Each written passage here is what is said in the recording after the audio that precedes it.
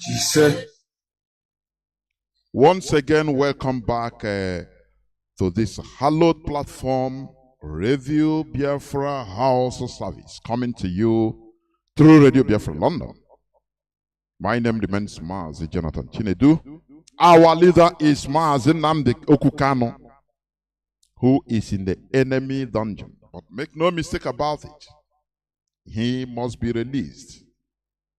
You know, when we say this, some people, because of your little mindset,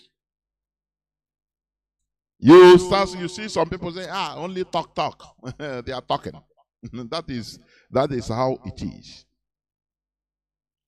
Our leader must, M-U-S-T, must be released.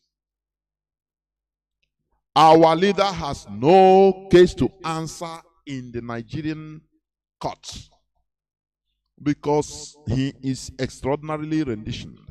Nigeria committed a crime against international community, against Kenya even, because Kenya could deny that they didn't know about anything, and it becomes Nigerian invasion of Kenya. They can turn it, if they are wise, if Kenyans are wise, they can use this against Nigeria. That Nigeria invaded their country and renditioned somebody. They didn't know about it. Do you know it will be Nigeria committed what we called an act of war against Kenya? Do you understand? And it becomes a very serious problem. Because Nigeria should explain how Mazi Nnamdi Kanu, who came to Kenya legally with a British passport, is now in Nigeria court or Nigeria custody. Do you understand? We are here live and direct. This hallowed platform is where we worship. That is why I urge you to invite your friends and well-wishers into this hallowed platform. Today, I'm not going to dwell too much because there are many things happening in the world today. We are seeing what is happening, what is taking preeminence in the world stage, in the world newspapers, in the propaganda machines of some people or some nations. You understand? And we are in this world also. That is the reality. What is happening today is what unfolded during the 1967-70 Biafran genocide. That time there was this Israeli war, the Arab war against Israel, also the Vietnam War being conducted by the United States in the coldest part of the Cold War. So the issue of Biafra, our own genocide, becomes minute in the world stage. That is what is trying to play today. But we are not going to allow it. Instead, we should learn something from what is happening. Our voice must be heard and continue to be heard. We have the social media. We have Radio Biafra London. And we are all over the world. What our enemy thought that it is a disadvantage, that they are economically strangulating us so that we run away to every part of the world, we turn it, IPOB turned it into an advantage. That is why we should continue in what we are doing, quadrupling our efforts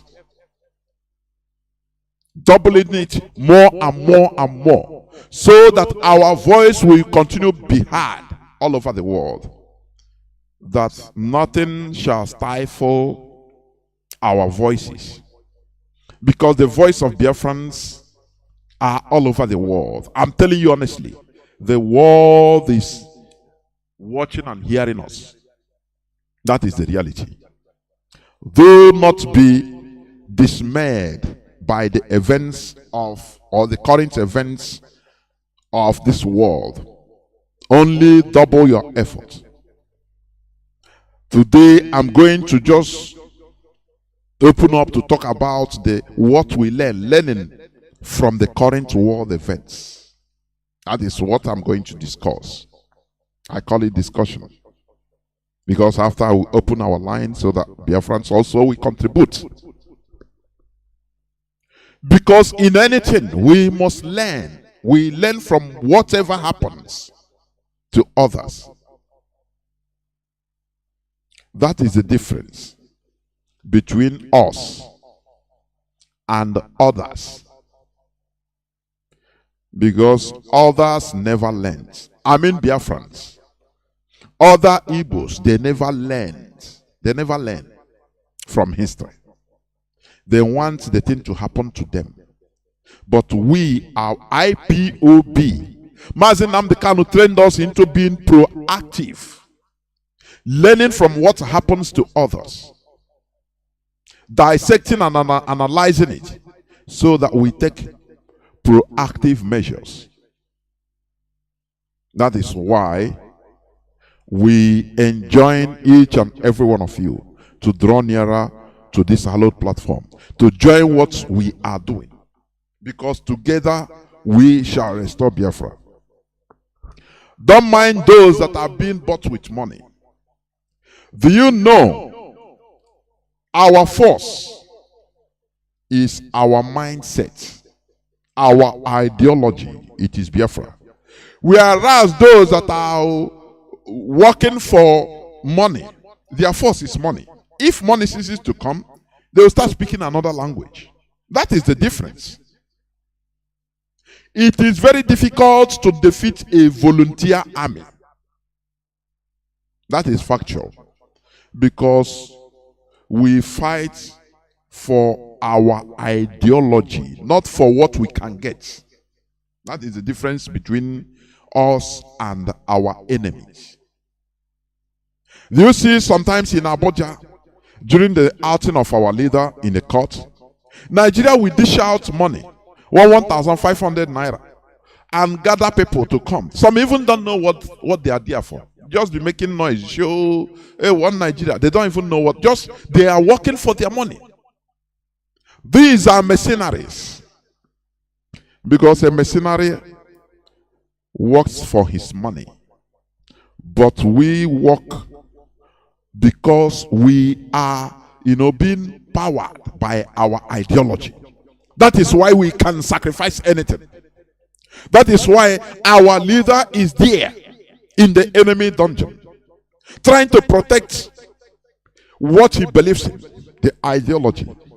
Do you know that our leader, if he wants to come out, he will. Only to say, okay, let me speak to the presidency.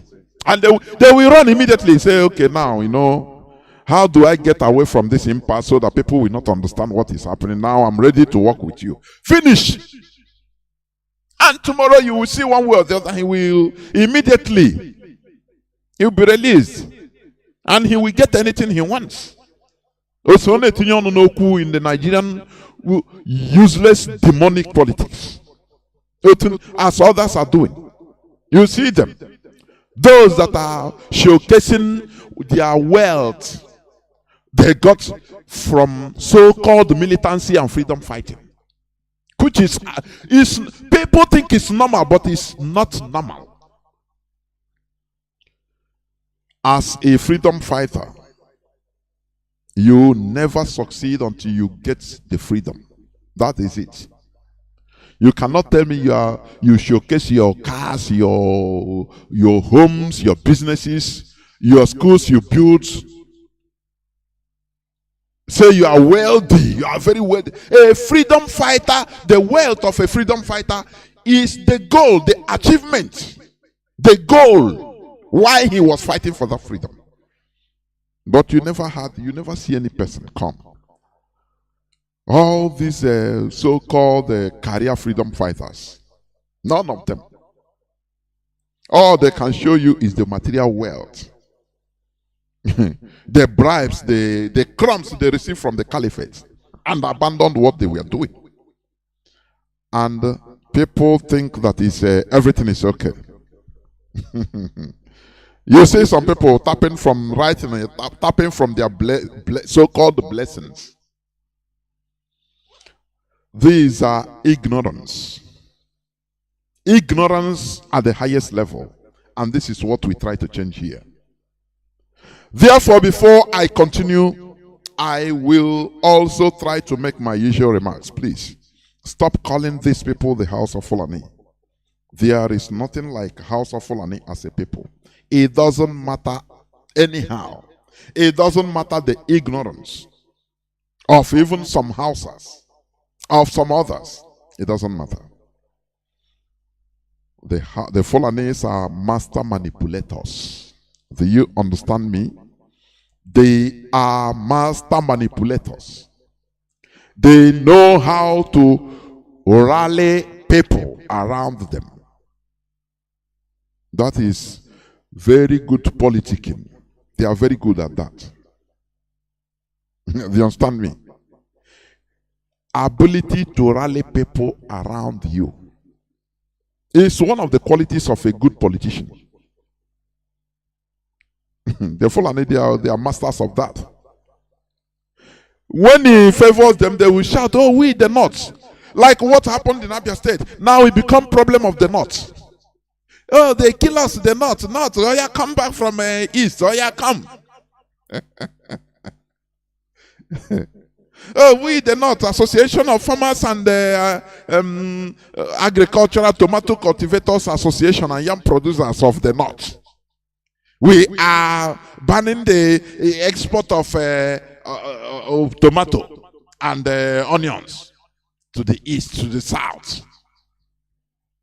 They impose the ability to impose that hegemony. Do you understand? Do you see what is happening today? The ability for the West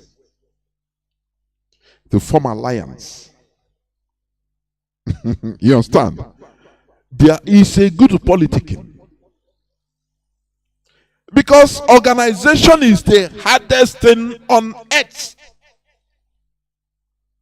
On human beings. Look at in our own. Look at a Biafran, this Biafra restoration project. You see many people, they want to lead. Only they want to be chief. They want to be the head. Nobody wants to go back and say, okay, let me, because of, I used to say it. Our people are still primitive. Do you understand? If I say this, some people might misunderstand me. Many people think that being civilized is when you can blow nice English. You live in, developed world, in America, in Europe, you are clean, you have money, now you are civilized. No, no, and no. I used to say this always. You have monkeys also living in all these places. You have executive monkeys that can fly private jets. They can they can become passengers in private jets. Yes. All these Arab billionaires, many of them fly their falcons, their animals, on their private jets. You understand? Many hire private jets to fly all these animals. It doesn't turn the animal into an advanced animal. No. Flying private jet or driving the best car doesn't turn you into a civilized person. No. It's in the brain. It's in the brain. Being civilized is in the brain. The way you conduct yourself, the way you reason. That is how you be classified as a person. Being polite. You understand? Civility. When you reduce your selfishness to the barest minimum, that is civilization. Ability to organize and be organized together. It doesn't matter that you have PhD, 5 PhDs, but you lower yourself, so to say, and join IPOB family in your zone anywhere in this world, and you go there and you see the coordinator. The coordinator doesn't even know how to speak good grammar, and you are there quietly doing anything, obeying the command, doing anything that you are told to do. You can suggest. You understand? Even if your suggestion is not immediately taken, you don't take offense. You continue being, that is civilization, being civilized. All these are into civilization. But primitive Neanderthal, they go and who am I? Who is this man, Seth? How can I? Do you know I schooled in Harvard? So who is him to be a coordinator, to be on top of me? If they cannot make me the coordinator now, everything's spoiled. You are still an orangutan if you think in that way. And that is how Nigerians, they live in developed world, in America, in Europe, in Asia, enjoy good things, but their mind is to still go back to Nigeria and enter into politics. Not to open the eyes of people to start a revolution, no, but to continue exploiting the miserable people. That is how monkeys walk, how they act. That is how they reason. That is how you know a pure orangutan. It doesn't matter who he is. It doesn't matter his qualifications. That is how they reason.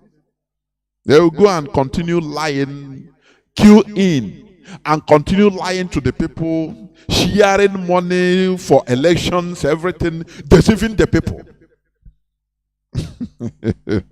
That is how you know primitive Neanderthals. Our leader made sure to educate our people, to educate us, to open our eyes, in order for us to take our destiny with our own hands.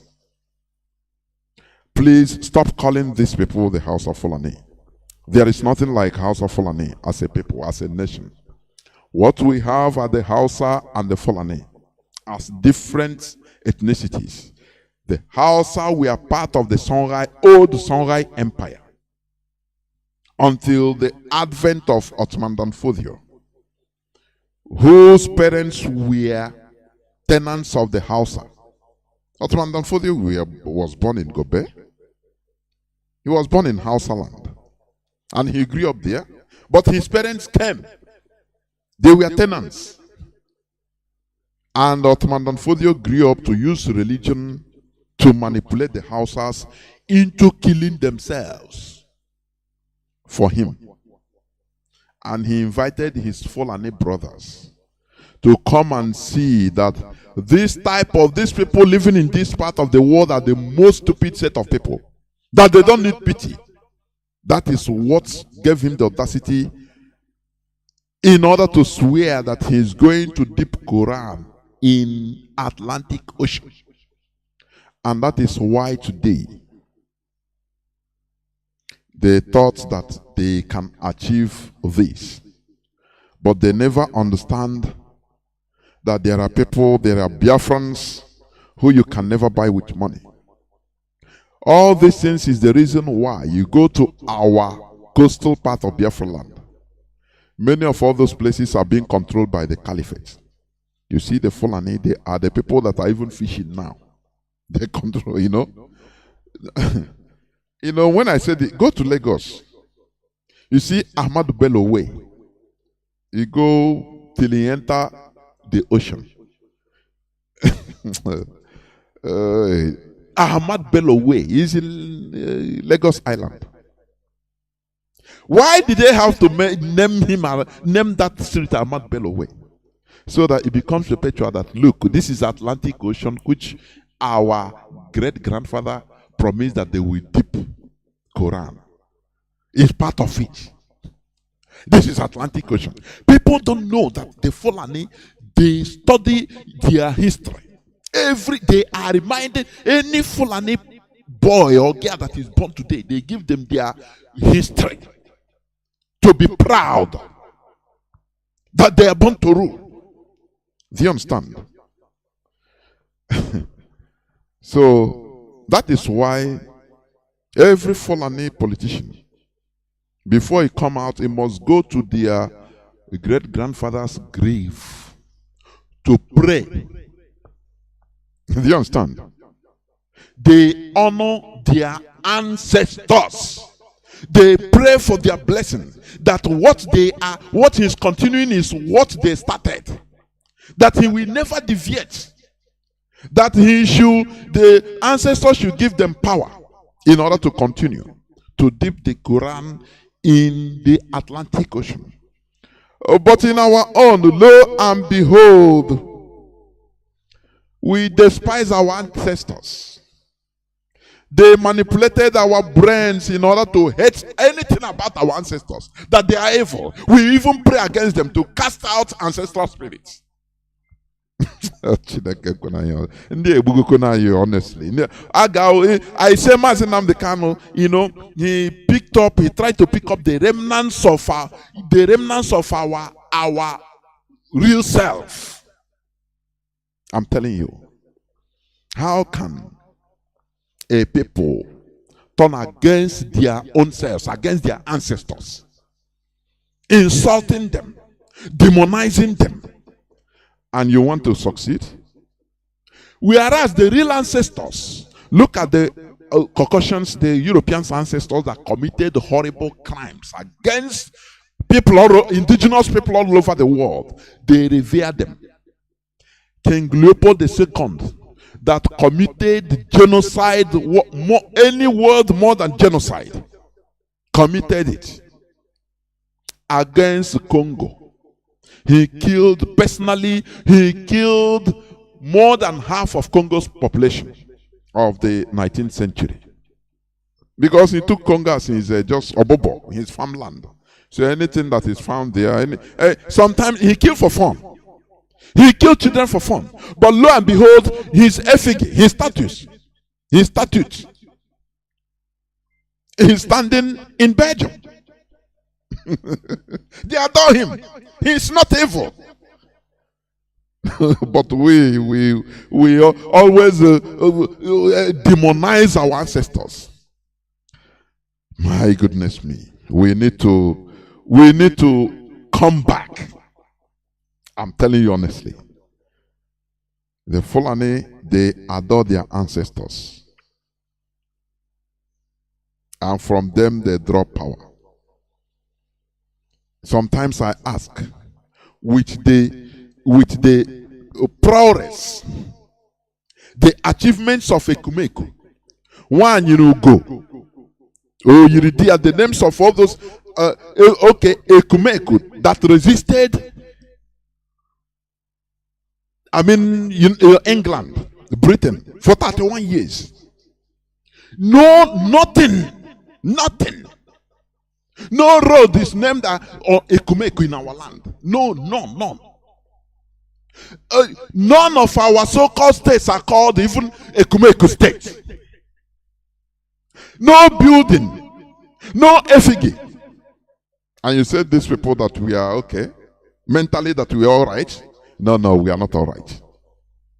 We are not all right. I'm telling you. Our great-grandmothers that instigated about women protests, which they wrongly, for propaganda sake, Britain called about women riots. The same way they called Iboku. We forgot about them. and start naming Wedra Road, you know where, Douglas Road, Port Harcourt, a pedophile. Do you see that we were finished until Mazi Johnathan found us? Lost but found. That is who we were. But thank God that we are rising up. I'm telling you. No person who, please, people should stop calling. Please. People should stop calling me.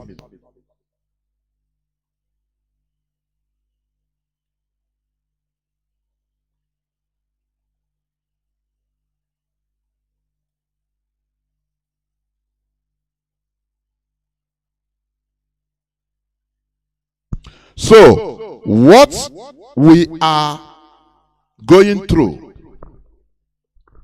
first of all, is mental revolution before the physical one.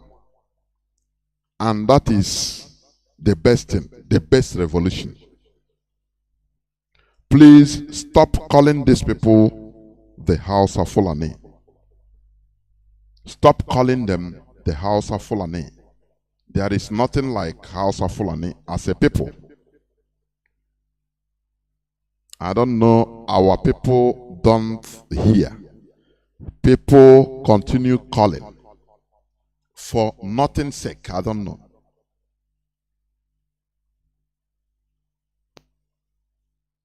I will block the number.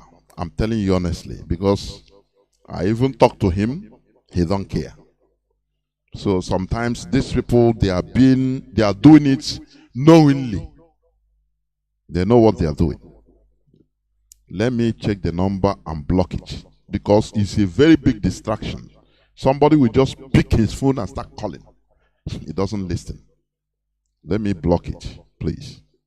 We must continue.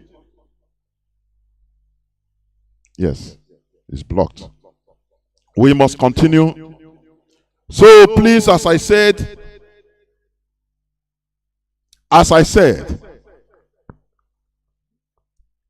stop calling these people the Hausa-Fulani. Call them who they are. The Hausa as different people and the Fulani as different people. If you see any person, any Connaughton, Hausa person, answer, you ask him, you say, Aboki, he say he's a Hausa-Fulani. He said, no, tell him, call him near and educate him. Say you are either Hausa or Fulani. There is nothing like Hausa-Fulani. Educate him. It goes a long way. We must continue. As I said, today I'm going to discuss about learning from the current world events. What is happening in this world today, in Europe, in Ukraine in particular? We should learn from it. That is why I term it learning from the current world events. First of all, the situation or the occurrence or the event in Ukraine, it have shown us that all animals are equal, but some are more equal than others. That is George Orwell's Animal Farm. We are all human beings, but some are more human than others. Do you understand? Hell are broken loose everywhere. Anywhere you tune in is propaganda. They unleash everywhere is what you are hearing. Do you know? Killing is not good. Loss of human lives, we Biafrans, we respect the sanctity of life. We don't support any loss of any human life in this world. We don't kill. That is why in Igbo language we call human being mado. It means the beauty of life. That is a human being. Do you understand? So, we condemn any loss of life anywhere. But do you see, to this day, they are talking about maybe up to 2,000 civilians killed in Ukraine. Highly regrettable. I say highly regrettable. Because we Biafrans, we respect life. In our culture, we don't even kill criminals. We excommunicate them. We send them into exile. Do you understand? That is why, because we are interdicted in our culture to kill. And in this modern world, it has become something, a handicap on us, I should say. Our culture, the culture of our respect to human life, is now turning into a handicap to us. I say, according to news, maybe up to 2,000 civilians killed, which is regrettable, as I said. But do you know that they can kill 2,000 in a day in Biafra land by the Nigerian security forces? It doesn't mean anything. You cannot hear it even in Nigerian local media. They kill us. Do you understand? But you don't see it, you don't hear it anywhere, because it's a normal thing. I had some reporters, unfortunately, reporting that they don't think that this thing should be happening in Europe, that blue eyes, blonde hairs are being killed. It's not like as if it's in Afghanistan or in Africa or in Libya, in any. Because they believe that, if it is in all these places, it is normal thing. For your information, please, before I continue, let me announce to you that our radio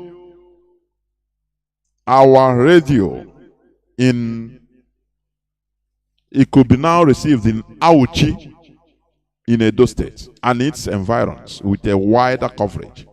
Simply tune in to 102.1 FM to receive the gospel of the restoration of Biafra, the gospel of enlightenment. If you are in Auchi in Edo, you will be hearing my voice on 102.1, sounding very clear. We must continue. So, as I said, learning from the current world events. All animals are equal, but some are more equal than others. George Orwell, Animal Farm. We are all human beings, but some are more human than others. All hell are broken loose. Everywhere you tune in is about Ukraine. Highly regrettable. But worse, I say, 10 times worse is happening in Biafra land.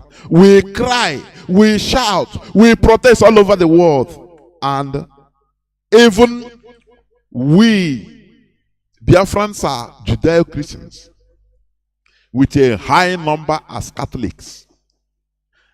Lo and behold, the Vatican never stand up to talk about it, to talk against what is happening to Biafrans. But no, they are shouting it. All animals are equal, but some are more equal than others. Do you understand? Some people, they see things, they enter issues with sentiment, emotion. Because, he who has the ability to sell their news to the public, we get more people. We know what is happening in the media. We know what is happening in the media. They portray their, foe as a devil. We know. Just as somebody says that during, what do you call it? Catechism. We are taught to pray for Kaikpe maka Russia na Marochuku. Propaganda. Onye na-ekpere Russia na Marochuku. Onye Machuku even he don't have any airport in his own land. He don't have ordinary electricity. Don't have. On Russia gagoro n'ọnwa in the 60s. On Russia ekpere ndị na-amarụ Chukwu. Anyị ma Chukwu mana kezi ihe na-eme. All these are mental manipulations. Do you understand me? Mental manipulations, please. So what I'm saying is learning. Do you know there is one this thing I hear say March 2nd, Nigerian volunteer fighters besiege Ukraine embassy. You know, Nigerians, they go to sign at the embassy that they want to go to Ukraine to fight. You say about 115 young men yesterday, they went to Ukraine embassy to register that they will fight, they will join Ukraine so that they will fly to Ukraine. These people, you know, when you look at these people, they just want to escape from Nigeria. As is this Shehu Kuti, the son of Fela Kuti said. He said that people are saying that Nigerians are migrating to other countries out of Nigeria. He said that is rubbish. I agree with him. That Nigerians are escaping from Nigeria. Where do you escape from? A prison, a cage. Once you escape, you reach your destination. You need her and thank God. I say, hey, Imena Fanna. That is escaping from Nigeria. These people, for them, when you go and meet them individually, they if we're able to just enter flight, forget. We'll go there and disappear anywhere. They don't care that there is war. They don't care. Because Nigeria is more than being in Nigeria is living in hell. You know, there is something I saw. Is it Rufai, the governor of Kaduna State? He said, people living in Lagos, that if you live in Lagos for 20 years and after you retire, you need to go direct to heaven. Because you have lived in hell. He said living in Lagos is living in hell fire. But what he really wanted to say is living in Nigeria is living in hellfire. That's it. So people are trying to escape from Nigeria. Not migrating, it's escape. Do you understand me? That is why many 115 young men went to sign that they want to go to Ukraine to fight, even if it is to fight. Is it not shameful? Do they know what is Ukraine? So what am I trying to say? To learning from the current world events. Biafrans, we are being slaughtered are being slaughtered every blessed day. Videos we are making round. You see in Izombe the other day on video. Soldiers, Nigerian soldiers, opened the fire on innocent people's houses, innocent Biafrans' houses, with heavy machine gun. And they didn't attract any international condemnation. No person spoke. We Biafrans will continue crying, lamenting, showcasing all these things. People in the Ukraine, people also don't go back to the root cause. That is their problem. But we should learn from the current world events. Do not do anything or comment or talk anything out of emotion. We are trained to go back and think, make researches. Do not allow your sense of emotion in order to cloud your sense of reasoning. Also, one thing also we should learn from the world, current world events, is the land is principally defended by citizens. When things go wrong, the land, it goes back to their owner, because they are the owners of there. Foreigners are leaving Ukraine because they are foreigners. They have another option. Almost all foreigners are leaving or would like to leave, unless the ones that are in difficulty, that don't have any means. Otherwise, foreigners want to leave, but not all Ukrainians want to leave Ukraine. Do you see that?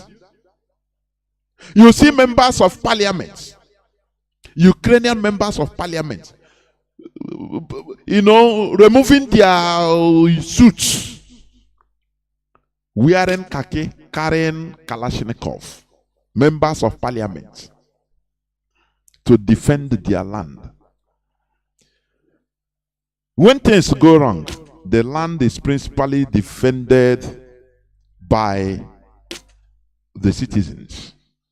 The indigenous people are the ones ready to put their lives on the line in order to defend the land. Foreigners always flee. This is the reason why priority is always given to citizens first. Others might interpret it as discrimination, but it could also be seen as self-preservation. Because these are the people that will defend their land, that are dying, that are ready to die for their land. As a foreigner, you go where it is already made. Peaceful, walking, now you go and attach yourself. When they give priority to their citizens, you start complaining. We know how to complain, black Africans. We know we are complainers. Oh, is it because I'm African? Is it because I'm a foreigner? Yes, because you're a foreigner. There is war going on in Ukraine. It is the foreigners now are leaving. Those that are complaining to be given the same equal rights, they are the ones running away to go. They remember their countries. They remember to go and stay another place. Do you see?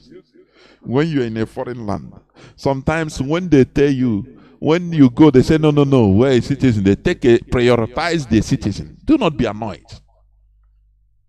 Do not be annoyed. Our leader said something one time. He said he applied to a job that he is more than 100% more qualified than others in the United Kingdom. They didn't take him. They didn't take him. Rather, they gave the job to a Briton. And one of his friends said, no, go and, go to the courts, go and sue them. No, this company, they have to, you merit this thing more than this. He laughed. He said, this is their country. What are you talking? I'm not going to do that. Because our leader is enlightened. He said they can do anything they want. It's their country. If I want to claim right, I should go to my land and develop my land. And also treat foreigners the way I want, to prioritize the citizens. And that is the word of an enlightened fellow. But many people will not understand it. But it is what we are learning from the current world events. Come sun, come shine, come heat, come cold. The land belongs to the people. The owners of the land. The citizens. Foreigners, when it is good, foreigners will come and they may enjoy. Now, no. They earn money and send the money home, But when it is bitter, foreigners will run. Do you understand? Therefore, when they prioritize their citizens, do not complain. Because they are the people now dying, carrying guns. In Ukraine, they prevent people men from 18 to 60 from leaving Ukraine. Because these are men of fighting age, from 18 years to 60 years. You don't go out. You are running for who? It is your land.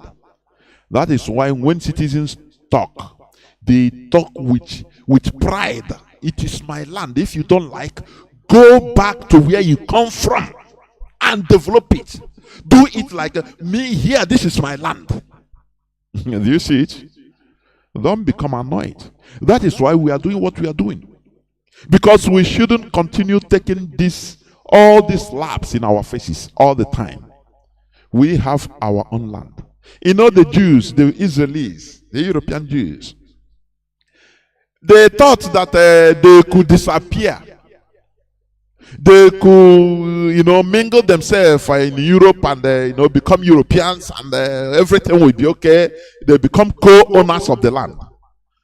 But every time they are reminded that, look, you are Jews, you are not Europeans, so you are not Europeans.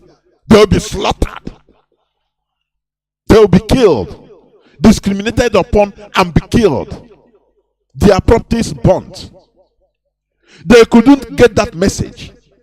They continue now. Let us go. Let us continue. At least we can get it through. At a certain time, all this discrimination will end. No, for thousands of years. I say for thousands of years. You see, European Jews that they migrated to Europe during the time of Christ. Their great grandfather migrated to Greece, to Portugal, to France, to all parts of Europe during the time of St. Peter. But they are still seen as Jews. Anything that happened, they say, but you are not a European, no. Remember the merchant of Venice?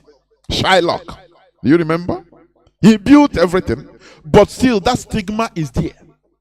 The apex of it came during the Second World War, when Hitler targeted the Jews as the final solution.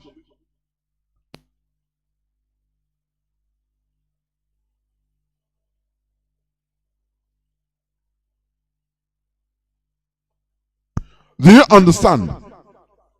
When Hitler finally targeted the Jews, that they are the problem, they will be the future problems of this world, of Europe. So he tagged them. Whether you are anything,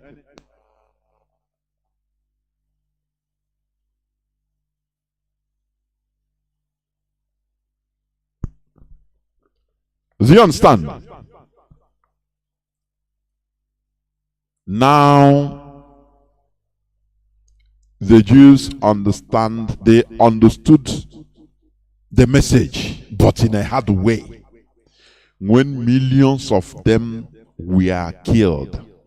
Do you know that during the Second World War, all of them were identified? You as a Jew, when we say Jews, you don't think that maybe it's them. They came. Most of them never even visit Jerusalem, the original land in Palestine. Only their genealogy. You understand?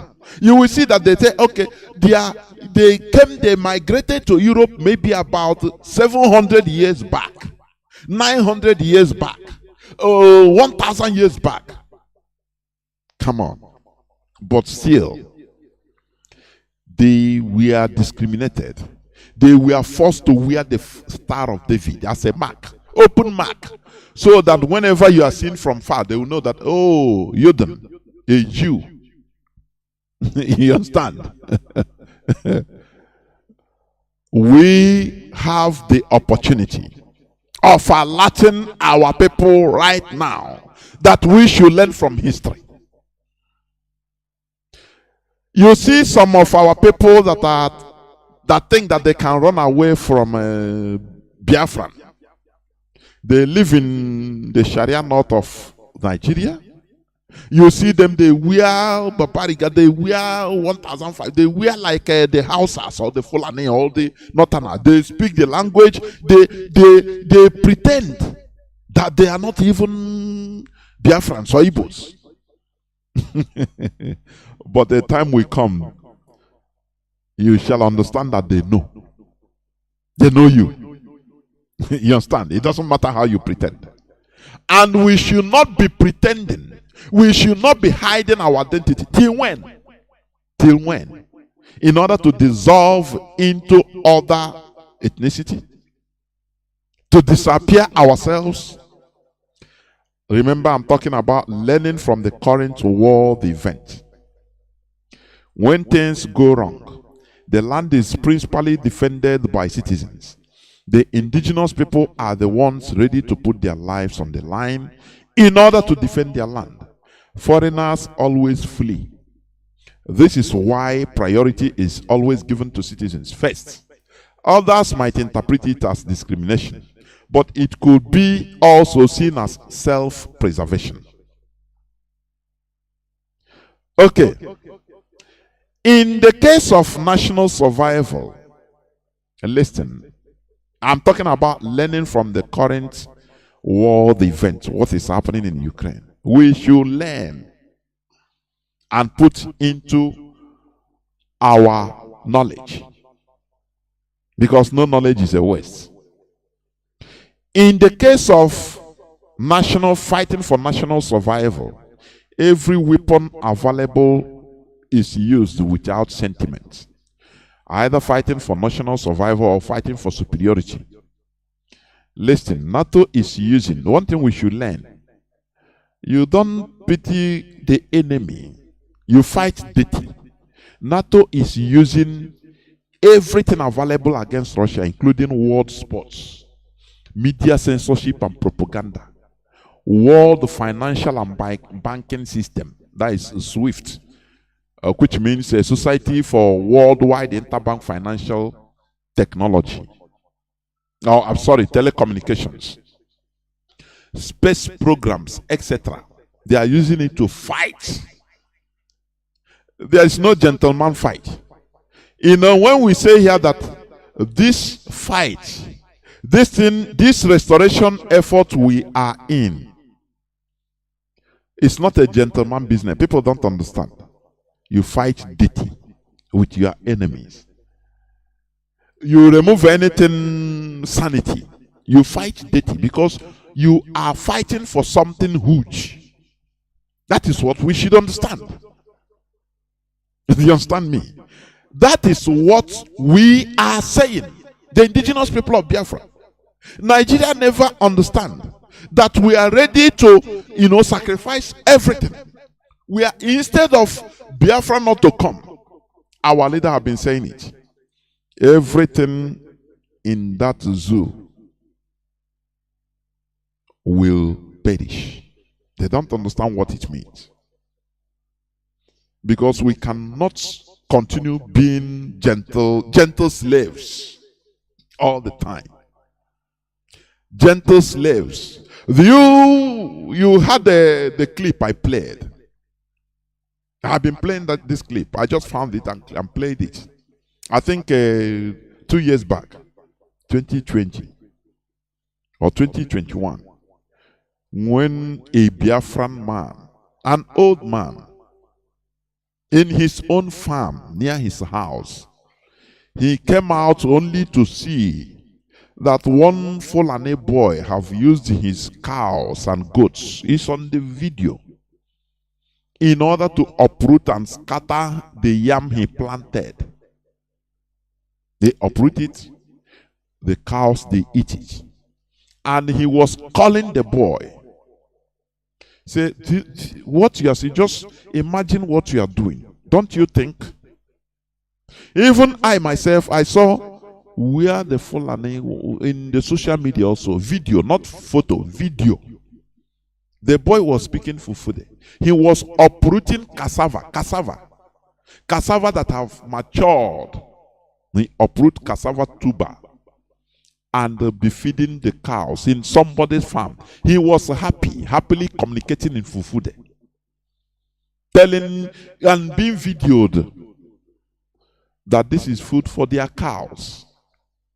And you hear Nigeria terming it farmers headers clash.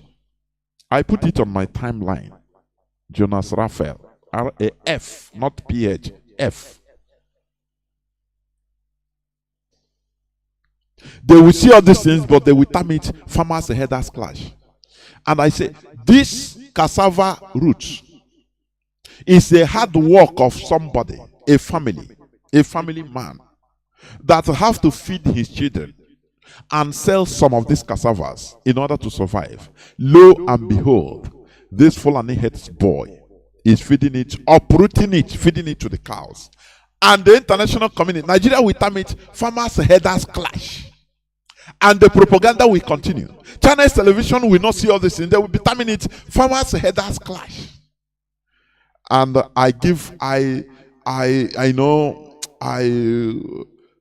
this world of so-called justice or injustice, I give out. I say no.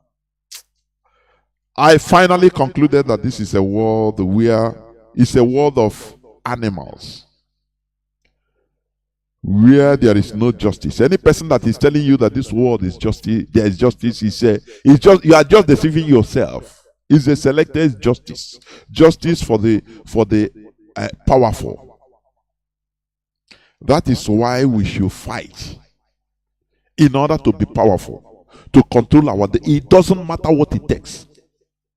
South Sudan fought 2 wars for 39 years. I say 39.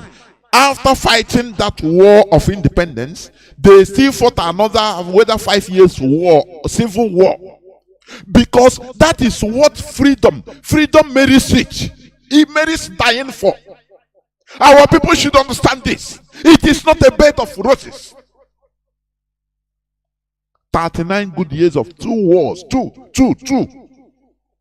But in our land, you see these old people, vagabonds we call elders. They will tell you, have you seen war? Hey, don't bring war, restoration. War. In order to make us fear. Today, I don't think they are no more saying that, have you seen war? Because they see that Nigeria is a scene of war. They are no more saying, have you seen war? South Sudan now, they are independent. After their civil war, they are now, the people that remained, they will have to shine. That is how freedom is. Not any slightest thing. You say, oh boy, is it how this Biafra we go rule ourselves in Biafra? Is it how the Biafra will? Because you are a primitive Neanderthal. That is why you always make this a wrong assertion and wrong statements. Any slightest thing. Now, is it how we are going to be in Biafra? Freedom is like that. Freedom is what's killing for. Freedom is what's dying for. Do you understand? It is not a bed of roses. America did the same thing. They passed through the same thing. They fought a very bitter war of independence, American Revolution. After that, they fought another civil war in order to remove the remnants of the saboteurs in their midst, British agents in their midst. Because without them fighting that war, the second civil war, they will not shine. It's just like gold. Gold will pass through the acidic test or acidic washing. After the acidic washing comes the fire, furnace refining. It will pass through the furnace. Without passing through all this process, very painful processes, God, you will not see the gold colors to be like that. You will not shine. You understand? When you see the gold shining, you are wearing it, is shining. It passed through hell. First of all, they use acid to wash it, to treat it, acid treatment. After acid treatment, it will pass through the fire, furnace. And after it will start shining. you start enjoying it. Freedom is not easy. Remember, I'm talking about learning from the current world events. You fight dirty. That is what I see. You see them remove, they unleash both propaganda, they unleash everything, even sports. Do you know? If it is, I saw one of us wrote in his timeline when he showed a picture of where in football. You know, they ban football. They say no politics in football. When it comes to African genocide, and you go there, you know, maybe as a footballer in Europe, you campaign, maybe you write stop war in maybe when you score goal, you remove your shirt, and the inner shirt reads stop war, stop killing Biafrans. Hey! All hell will break loose. Don't bring politics here. They will sanction you. But today, politics is in football, in world football, in world sports. That is where I give up on the world of justice or world of injustice. I don't know anywhere, anyhow you call it. There is nothing like justice. It's their justice. Any person they give. Do you understand? That is why the only way out of this quagmire in this world is fight for your own. I had one of us when he called, I think yesterday or the other day, I don't know.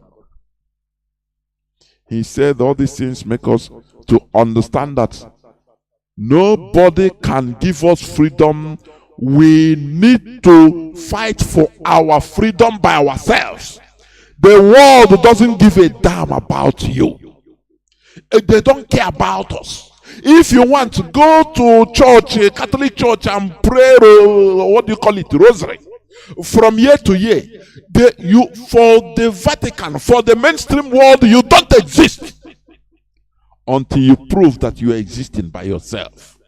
It is only us that can fight our own war for freedom.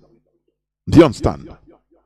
Thank God that our people have stopped calling on radio, shouting, "Oh, United Nations, come to our rescue. Are you seeing what is happening? Oh, the world community." You know, before it was rampant. Until our people now started understanding that nobody will come to your rescue. Our leader said it. It is only you that will rescue yourselves.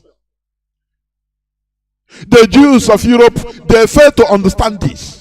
They were saying that we can do it politically. You know, we have a minister, Jewish, Austrian Jewish ministers. We have German Jews as doctors of a prime minister.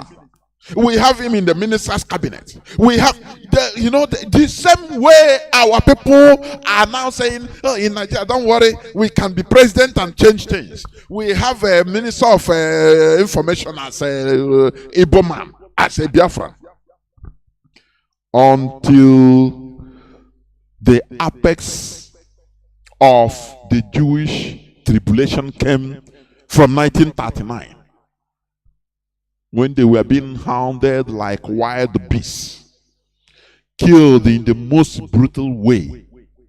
Doctors, politicians of Jewish ancestry, they were butchered in Poland by the Nazis, in Germany, anywhere. And now they found out that there is no way than the hard way. That after all, the Zionists that have been talking to them, they were right. That was when they say it is now or never. They became suicidal.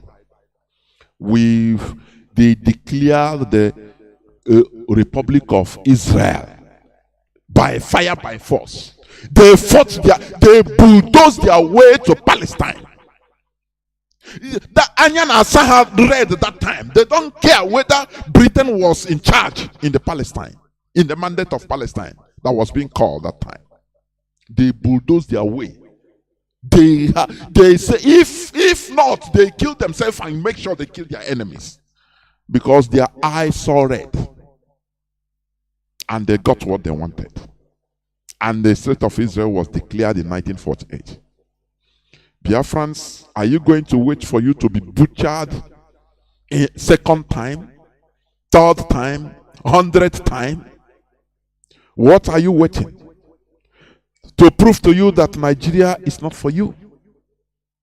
You see the man I played the clip.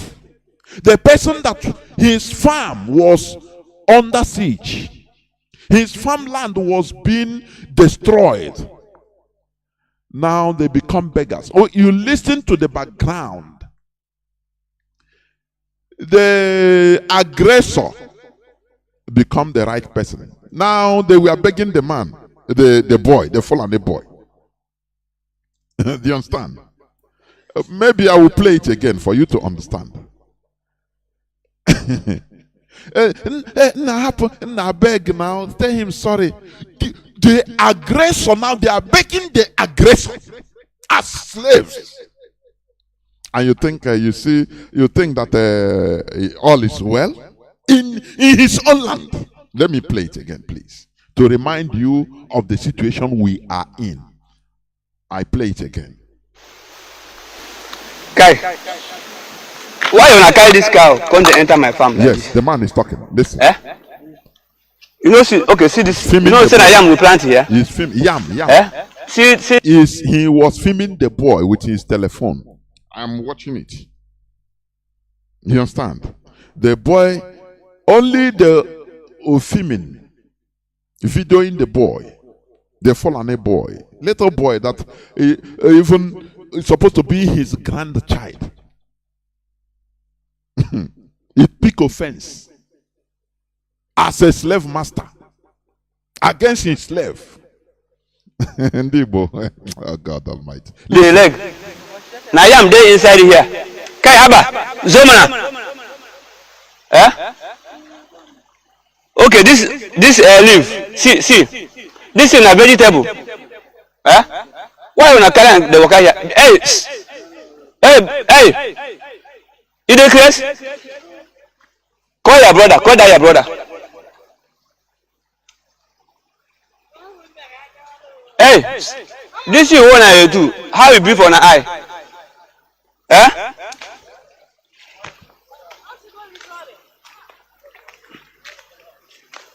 Look at it. No the leave. No go go in na kulaba.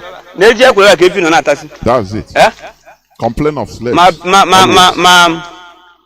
Ma this in Grafia. My potato. So you, I dey call you, they run. So you know, we say sorry. Why I know will snap you? Say, why are you snapping? That is a video. So you know, we say sorry.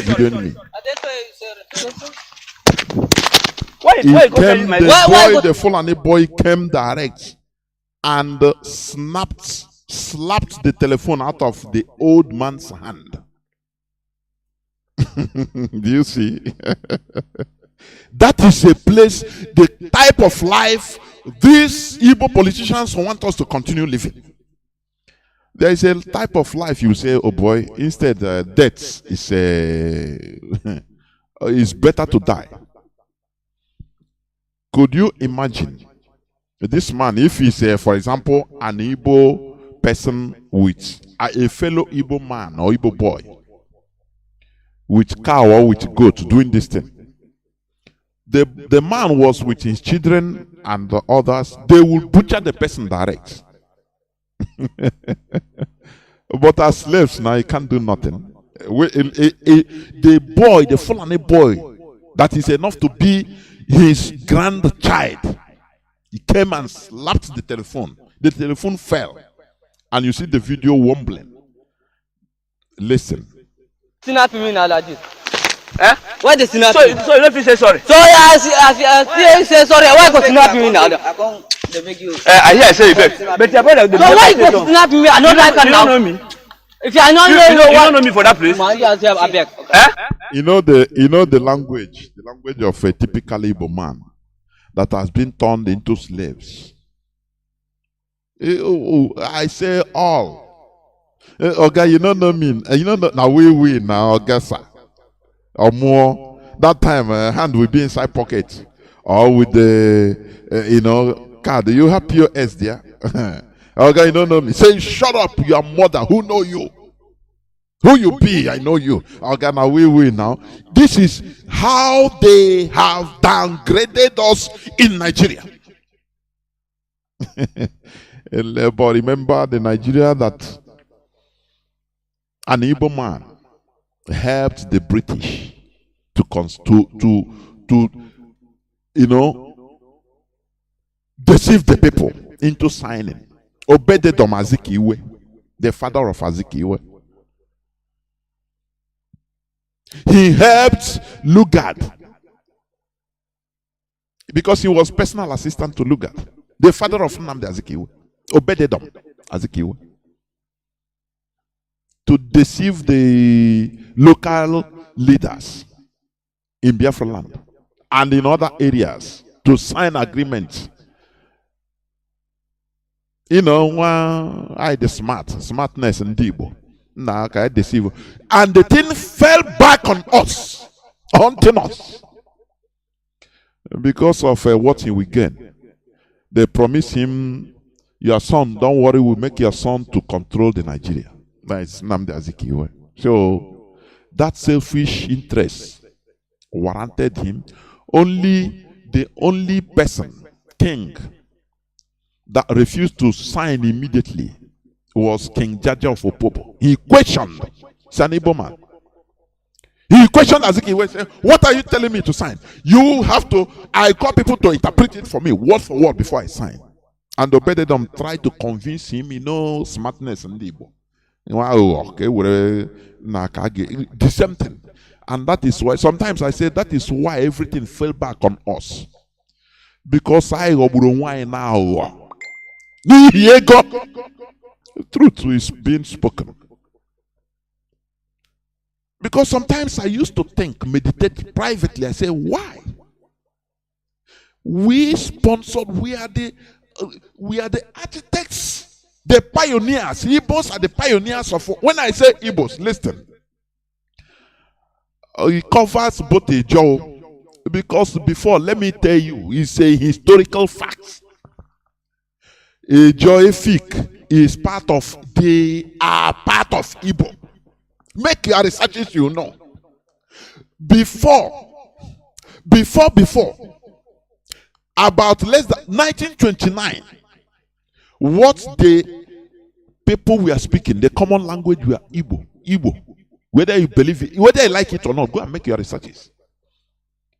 Our people never speak English. You understand? Everybody speaks Igbo. Go to many Ijo homes, Ijo families. If you see older person above 60 or 70, ask him. The real names there in the family, maybe his brother or his father, is an Igbo, he bears Igbo name. You say it's a fact, whether they like it or not. It is after the war that they try to change everything in order to escape the discrimination of Igbo or against Igbo. That is a true fact. Now the gap started spreading. People started running away from Igbo names in order not to be tagged as Igbos. Do you understand me? That is a fact. So when I say Igbo, it comprises every clan in the East, because we are one people. We are one people. Britain tried to recreate us the way they want, as their pets, their dogs. When you call your dog Jimmy, Jimmy, Jimmy, start answering Jimmy. That is what Britain is doing in our land through the caliphate. That is why they have the audacity to come. They call you Rivers man. You answer Rivers State. You start answering Rivers man. No roots. You are an Igbo man. You are the same. We are the same. Languages change after every century. You understand? If you go back to 100 years back, people we are speaking Igbo, understanding Igbo. I'm telling you, it's a historical fact. So when I talk about Igbo, I'm talking about Biafrans, all of us. Don't count yourself out. Do you understand me? Let me tell you, a time will come when Nsoka, Ngwa, different parts of Igbo land. Let me put it like that. Now their language will now become different, and they will name it in Ngwa. They will name it in I don't know, Soka or Hafia language. And in the next 100 years, it will happen. And people that time will not. Some of them will be naive. Although with the coming of Biafra, it will not be like that. But if allowed, Nigeria, they will now become distinct and start answering anything. Say they are not Igbo. Never. That is what happened. Do you understand me? So what am I trying to say? This smartness, so-called smartness, sabotage, erase their people, sell their people for slavery in order to get fame, to get money, to become famous, wealthy, so that people will be respected. You start stifling your own other brothers. You sell your people into slavery. That is the highest sin, the crime committed by the people in our land. And that is when black race fell out of grace. Do you understand?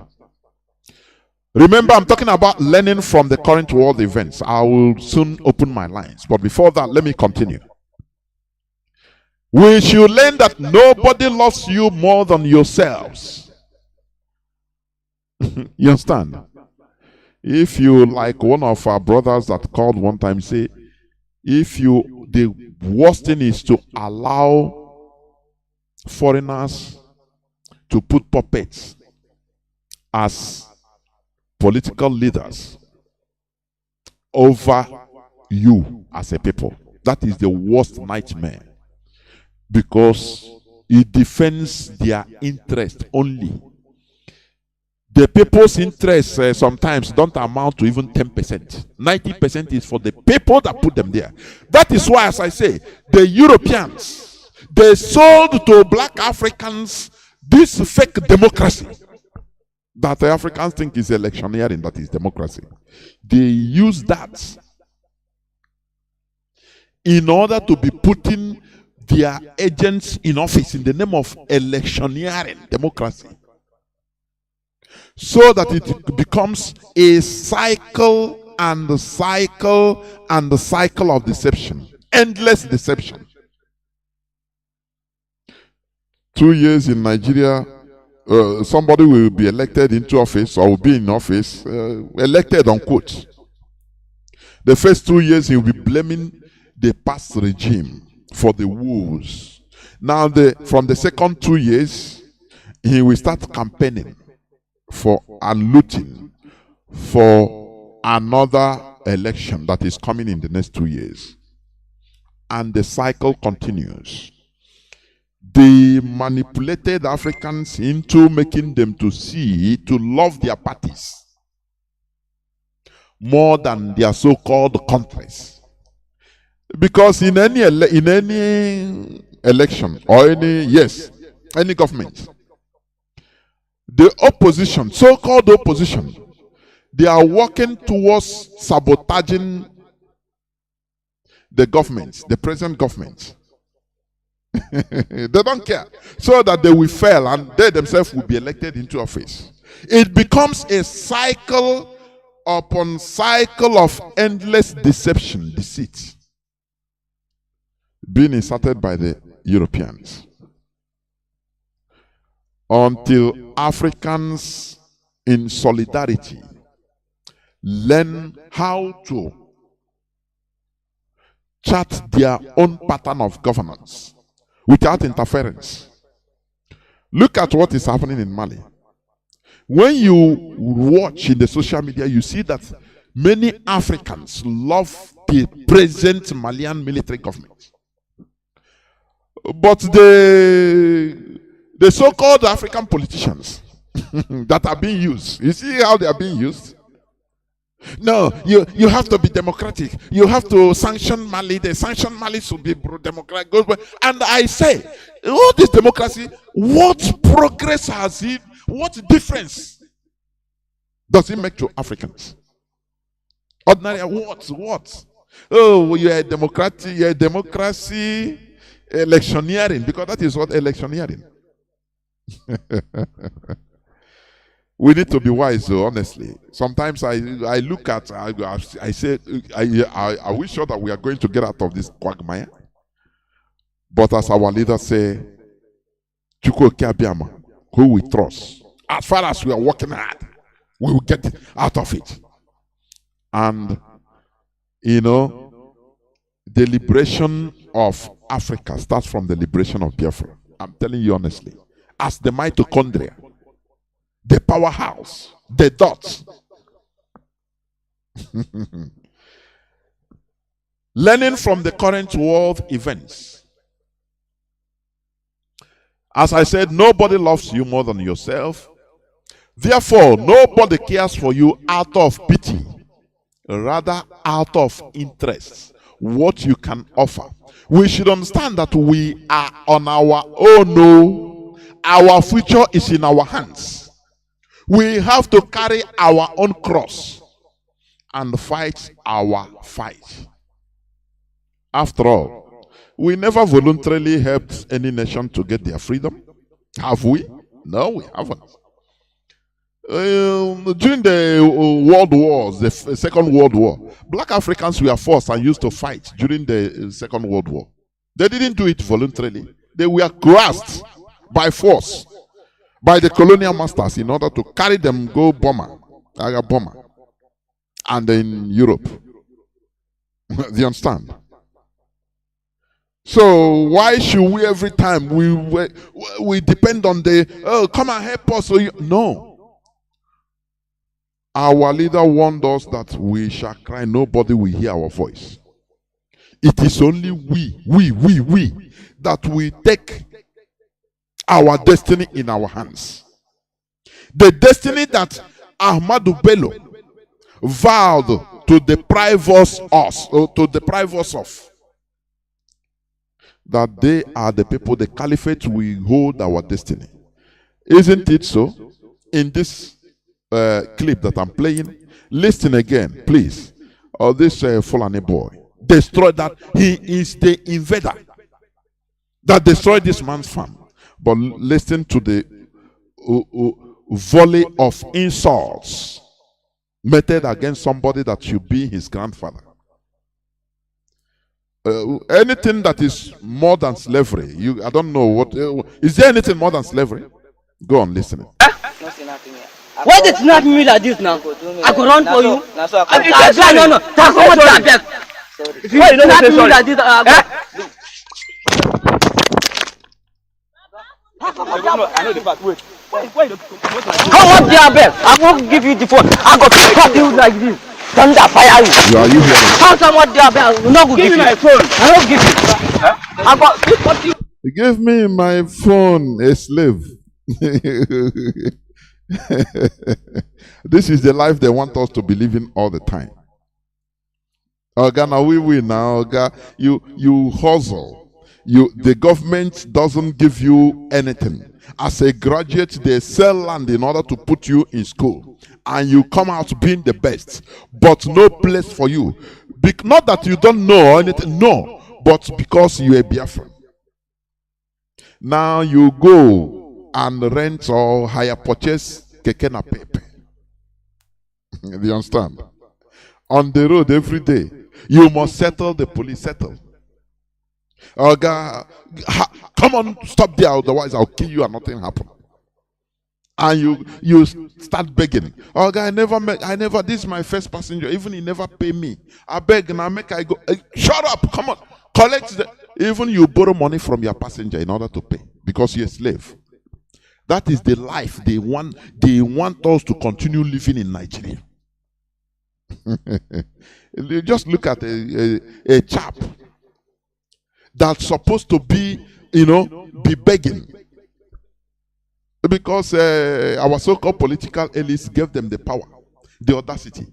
They are begging for Igbo presidency. They are begging for second Niger bridge. They are begging for everything. So why won't ordinary Biafrans beg? Do you see it? Continue listening. Yes, now. Thunder fire your mother. Thunder fire your mother. I'm not going to give you. Talk about their beg. What is enough for me? Before me. Mind yourself, bro. Mind yourself. Thunder fire your face. Never big cut your left. Thunder fire your mother. What is enough for me now? What is enough for me? You don't know me. Yeah? You don't know me. What is it? Mind yourself, bro. Mind yourself. He said sorry. So you don't go say sorry. Thunder fire your mother. So you don't go say sorry for me. See, one day I go take key for this number. Thunder fire your mother. I don't give you the phone. The thing what I go do? Go and do it. Me I go take kill you now. I know that is The case. It's a case. What have been the mistake now? Eh? Now my car jam. Now, Chineke kuna yojo. Oh. Now, the oppressor now is the person that is being begged, appeased, because he had the telephone now. Other they run away. You had the background noise, sound of the voice of maybe the man's children or grandchildren or brothers and sisters telling him, don't beg now. Papa, beg him now. Beg. Okay, don't apologize. Give him back the phone now. Leave. I say, you don't know me. Do you see the venom? Do you listen to the venom in the Fulani boy's heart or voice? That is how they train them to deal with us ruthlessly. Show no pity. The same way the Europeans dealt with our ancestors. Show no pity. Britain, let me tell you, any slightest provocation, even no provocation, British army during the colonization will go into a village and ransack, kill everybody that they could see, and burnt every building in our land during the colonial days. And that trend has been going on. That is where Nigerian army, it's from the British time now, the Nigerian army, that is why they burn houses. Maruedas, invaders, they invade, they loot, they burn the houses, is what is going on. You had the venom in the boy's voice, and you say that we should continue living like this. That somebody now, he said, I can kill you now. Because he's a slave. It's a reality. The Fulani boy is telling the Ipob man that's supposed to be his grandfather that I can kill you now. You don't know me. He's a person that is even in the village. That is the unity of Nigeria, living together. And he went and destroyed the farm. The owner came to talk to him. He insulted him. He wanted to bring out knife to kill him. They have to run. That is how we are being subjected in Nigeria.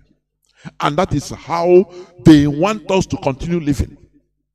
These political criminals, we call politicians, Igbo politicians, Biafran politicians. That is how they want us to continue living.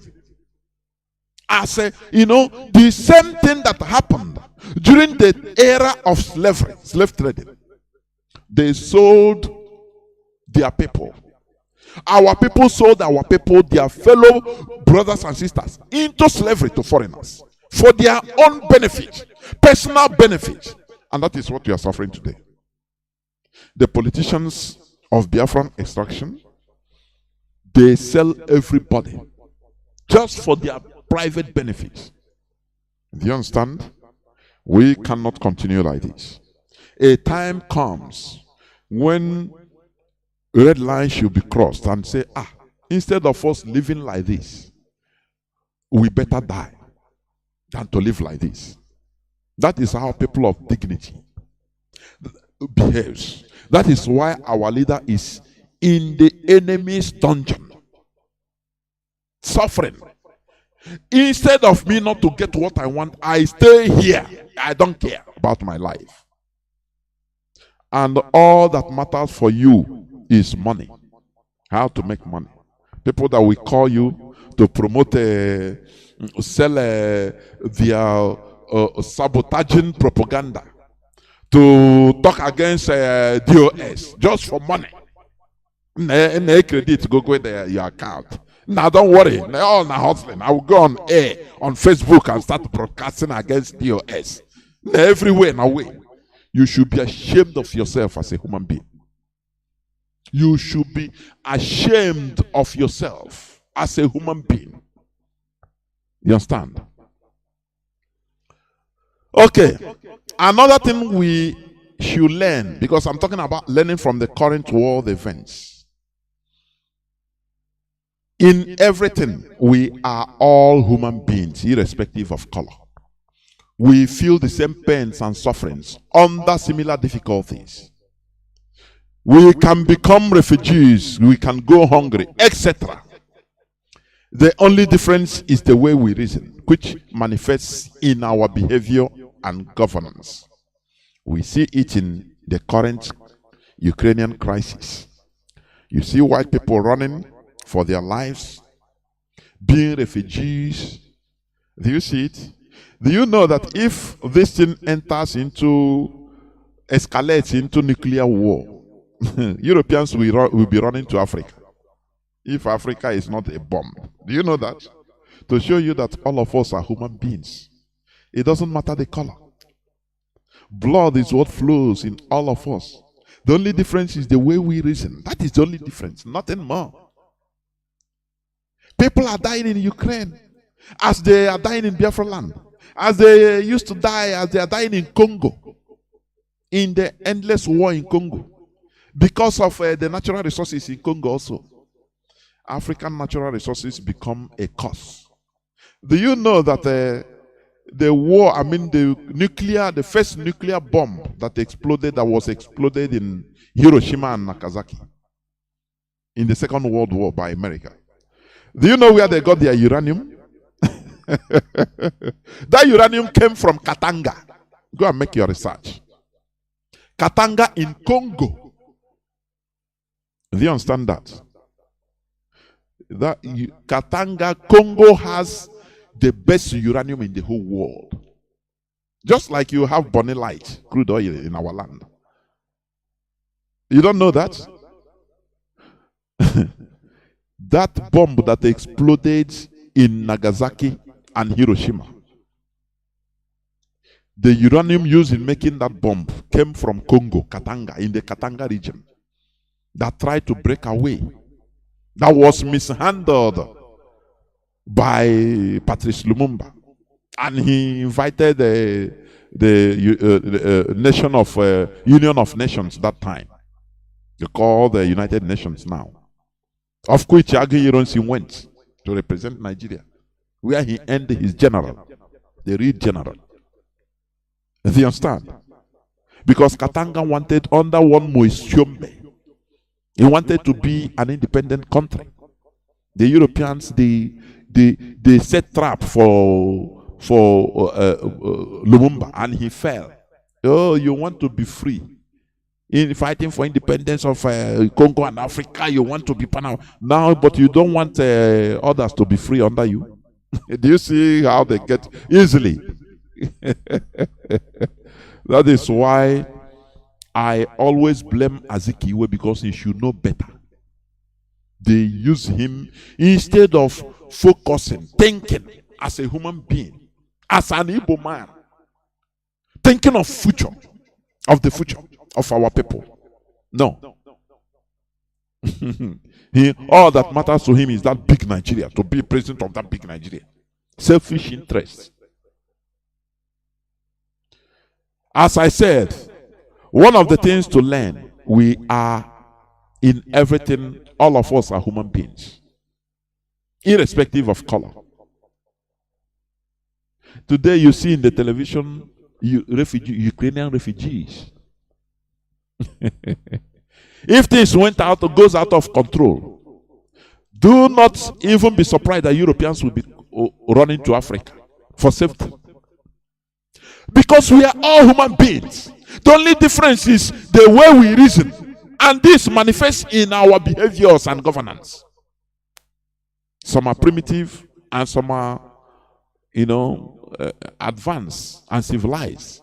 So they organize themselves well. Do you know that during the Second World War, when France was invaded by Hitler, captured, do you know Charles de Gaulle, do you know his first, he ran away to, do you know where? To Africa, to Algeria. He ran down to Algeria first, before now making arrangement to fly to London. That was his own first place. So we are all human beings, irrespective of color. We feel the same pains and sufferings. Under similar difficulties, we become refugees because we are human beings. The same. We go hungry. So that when you see them on the television or you watch them, you think that, oh, why they are contrary?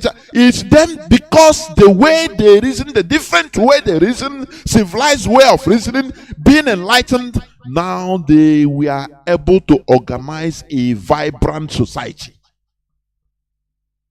They remove selfishness from them. But after all, we are all human beings. We feel the same pains. That is one thing we should learn. In the world of today, the big powers, I'm talking about something we are learning or we should learn from the current events. In the world of today, the big powers never really want peace. We are different peoples control their own destinies. Rather, they always want to impose peace on their own terms. Just as the fallen caliphate is imposing the fake unity of Nigeria on their own terms. That is exactly the same thing. When you talk about justice, no. Justice is given to you, depends on where you belong to in this world. There are many things, it's not what we started because it doesn't concern us. But our freedom is in our hands. This world is about interests. In order for them to get the interest, the benefit they want from your country, from your place, the big powers, they will put confusion there. That is why I personally, I love Mandela. Not only because he resisted and fought for freedom, no, but he managed it very well. I love him. There's one thing also to fight physical war and win. Another thing is to fight diplomatic war or political war in the world stage and win. Haiti fought and won in a big battle, physical battle. They defeated France physically. But diplomatically, France blocked them. And you understand? Robert Mugabe did the same thing. He won the war and chased away the Marauders, the colonial Europeans, during the time of Rhodesia. But to manage the peace, he never completely won the diplomatic war. Mandela won everything. No matter how people are now, some people are tagging Mandela. Some South Africans are saying that Mandela secretly, that he's a sellout. They cannot talk it out. But I said no. There is no way you can, from nowhere you come out to conquer the whole world. It's impossible. You must belong somewhere. Mandela, after fighting, negotiating for freedom of South Africa, which he suffered for. Some radicals, complete radicals, were expecting him to chase away the whites, collect back the land, this and that. He saw the future. He knew that if he tried, they will turn South Africa into worse than Haiti. You understand? That is diplomacy. He said no. He now started live and let's live. Some people were saying, no, why you do it? No, but that is why you are able to see South Africa today with at least a viable, economy and society. Ask people like Haitians. They fought, bravo, oh yes, they fought and won France, Napoleon Bonaparte. But in the diplomatic front, zero. That is why Haiti is one of the poorest countries of the world today. Go and make your researches, please. I don't need to tell you all the whole details because there is no time. So, what we should learn in the world, finally, in the current events of the world, the big powers never really want peace. They don't care about you.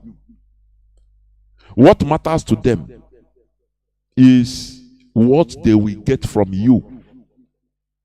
So it is your ability to also provide that thing. Let them understand that thing, that you have everything to gain when we are free. That is it. Because the caliphate, they understand this. That is why they are, now they are supporting everything. Oh, because, the price of oil, I think, is $110. They are happy. The caliphate is, they are making, and it was now.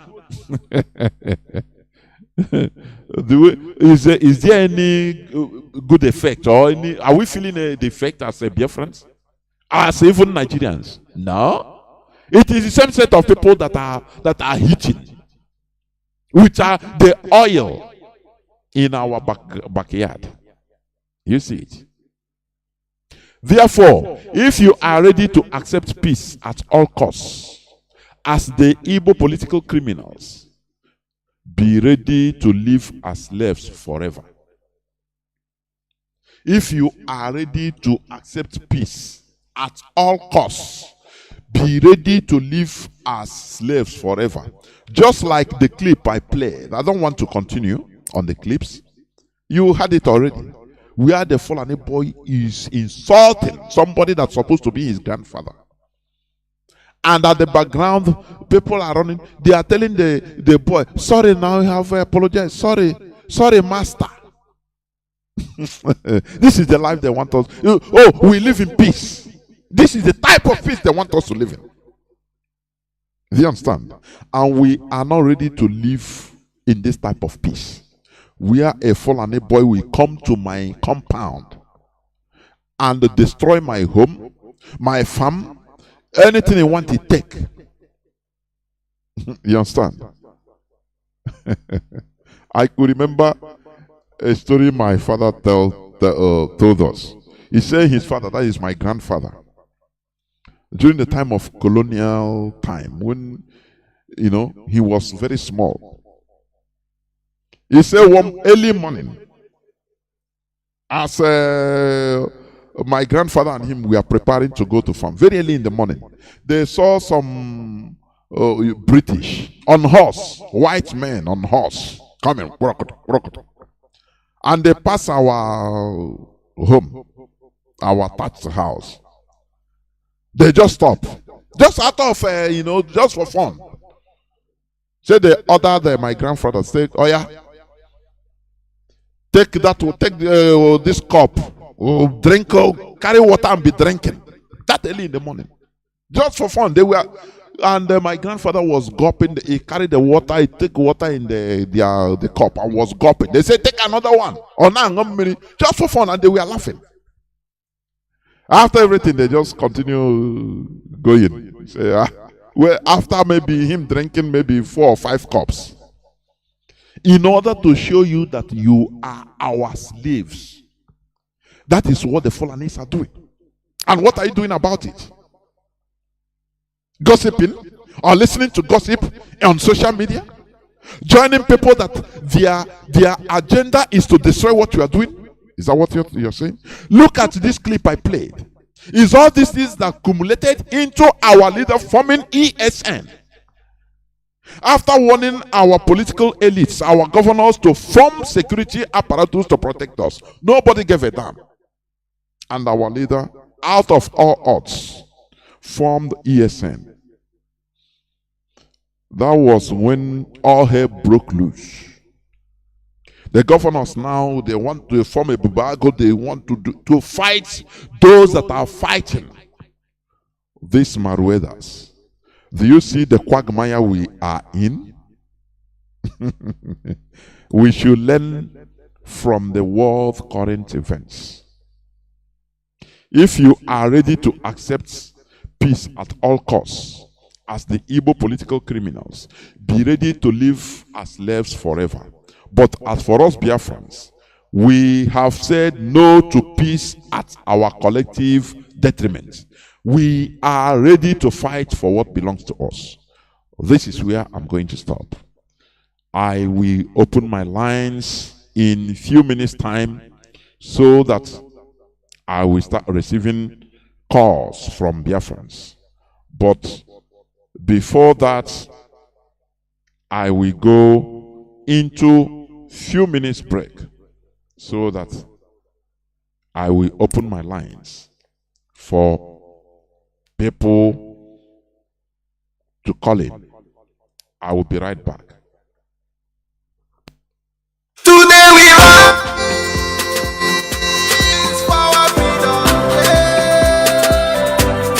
for our freedom. Self-reliance Day, celebration day. Biafrans will be free. Self-reliance Day, celebration day. Biafrans will be free. Oh yes, another St. Patrick's Day celebration is here again. The Biafran community in Ireland, under the leadership of Mazi Nnamdi Kanu, hereby invites all Biafrans, friends of Biafra, and lovers of freedom in Ireland and around the world as we join the Irish people worldwide to celebrate the yearly St. Patrick's Day parade in County Waterford, Ireland. Date Thursday, 17th of March 2022. Time 12 noon. Venue Waterford City Center. IPOB Doubling Zone Gathering Point. Red Cow Tram Station. Off Junction 9 M50/N7 exit. Gathering time 8 a.m. prompt. Departure time 9 a.m. on dot. Host IPOB Waterford. For more information, please call IPOB Island National PRO Mazi Charles Ibebugu 087-74-633-04. Waterford Coordinator Mazi Daniel Chukwu 089-962-9126. Mazi Isaiah Oba, the Deputy European Representative 089-26-489-31. Mazi Charles Mba, IPOB Island National Coordinator 085-143-4454. Mazi CJ Duru, IPOB Doubling Coordinator 089-959-1330. IPOB Cork Coordinator Mazi Peter Ewuzie Ezudo 085-284-2767. IPOB Dundalk Coordinator Mazi Chinedudu 087-275-6267. Mazi Basil Dike, IPOB Galway Coordinator 085-210-9907. IPOB Limerick Coordinator Mazi Benjamin Anyanwu 089-249-0835. IPOB Kerry Coordinator Mazi Ugochukwu KK Iheme 089-955-8999. Come one, come all. Let's keep Biafra alive. Signed, Mazi Stephen Chukwuemeka, IPOB Island National Secretary 085-868-3440. All hail Biafra. Biafra we hail. Celebration.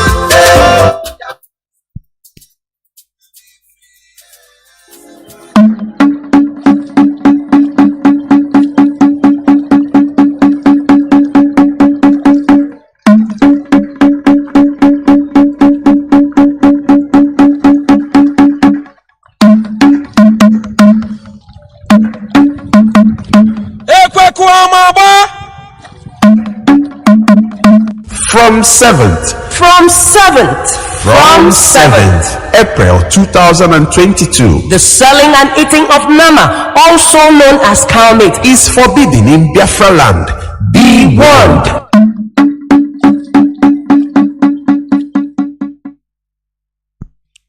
Welcome back. Before I open my lines, I want to announce also that our FM station is back in Ipob and its environs. Tune in 102.1.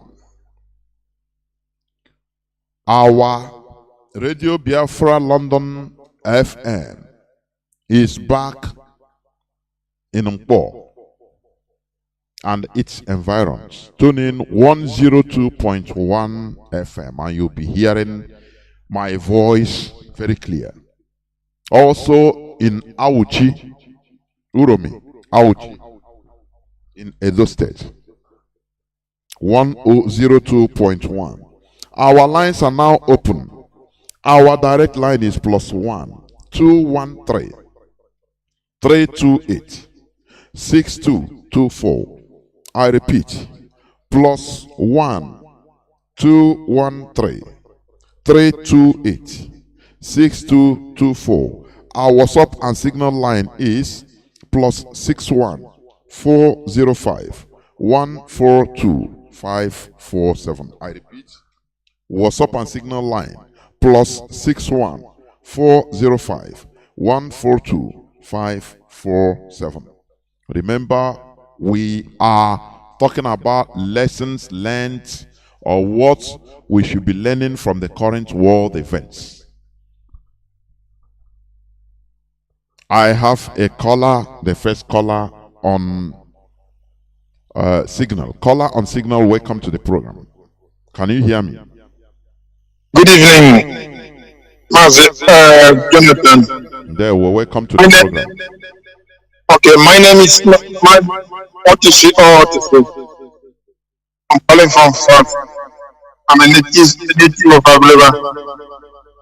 First, I want to go to based on what you teach this evening. It was great, and I want to contribute my own.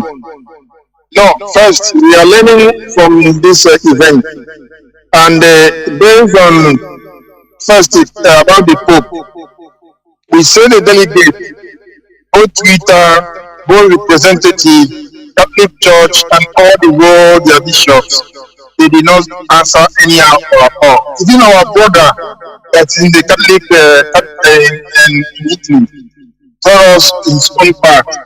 I think this is the time for us to send another delegate and to also in a video tell him that it's time for our own to be proclaimed through Pope. Then we can put it in a record and keep by a corner. When we take our decision, nobody going to blame us in that area. Then second, the interest to what we learned from this present thing that going on is protecting the interest of the white race and the color. And let us go back in the early stage. During the time of Hitler, he was preserved for the white hairs and the blue eyes. And if you check about the analysis of our brother Alozie, when he was playing about the journalists that trying to do some segregation and the racist act, and the journalists say that they are focusing about the white color and the brown hair and the blue eye. And if you check the same strategy of Hitler, the same statistics. And now let us come back to our home. Our home were programmed through the British and the Fulani, and they make us to become a puppet against ourselves, and also make us to become weak against ourselves. I think this is the time for us, because we have learned both the America, Europe, they are protecting their interests. And if you go back to a video of Tina Sanwo in his homepage in Facebook. There is a man in the car reviewing many things, and I would like to Biafrans to go there and listen that page in Tina Sanwo's page. The man just analyzed everything and they break everything down, and also telling us that there are some families are in the world that are behind, and he told them the Luciferians, and they know more deeply about the word of God and the prophecy about what is about to end. And also they are programming everything that is going on today. And if you check it very well, I think this is our own time, dear friends, to wake up. If it is only 5 people or 10 people or 20 or 100, that this is the time that we can take our freedom in our hand. Because if we lose this time of this event, I think it will take us even 1,000 years to get it again. That's the only thing I can say. All hail Biafra. Almost hail Biafra. Thank you very much.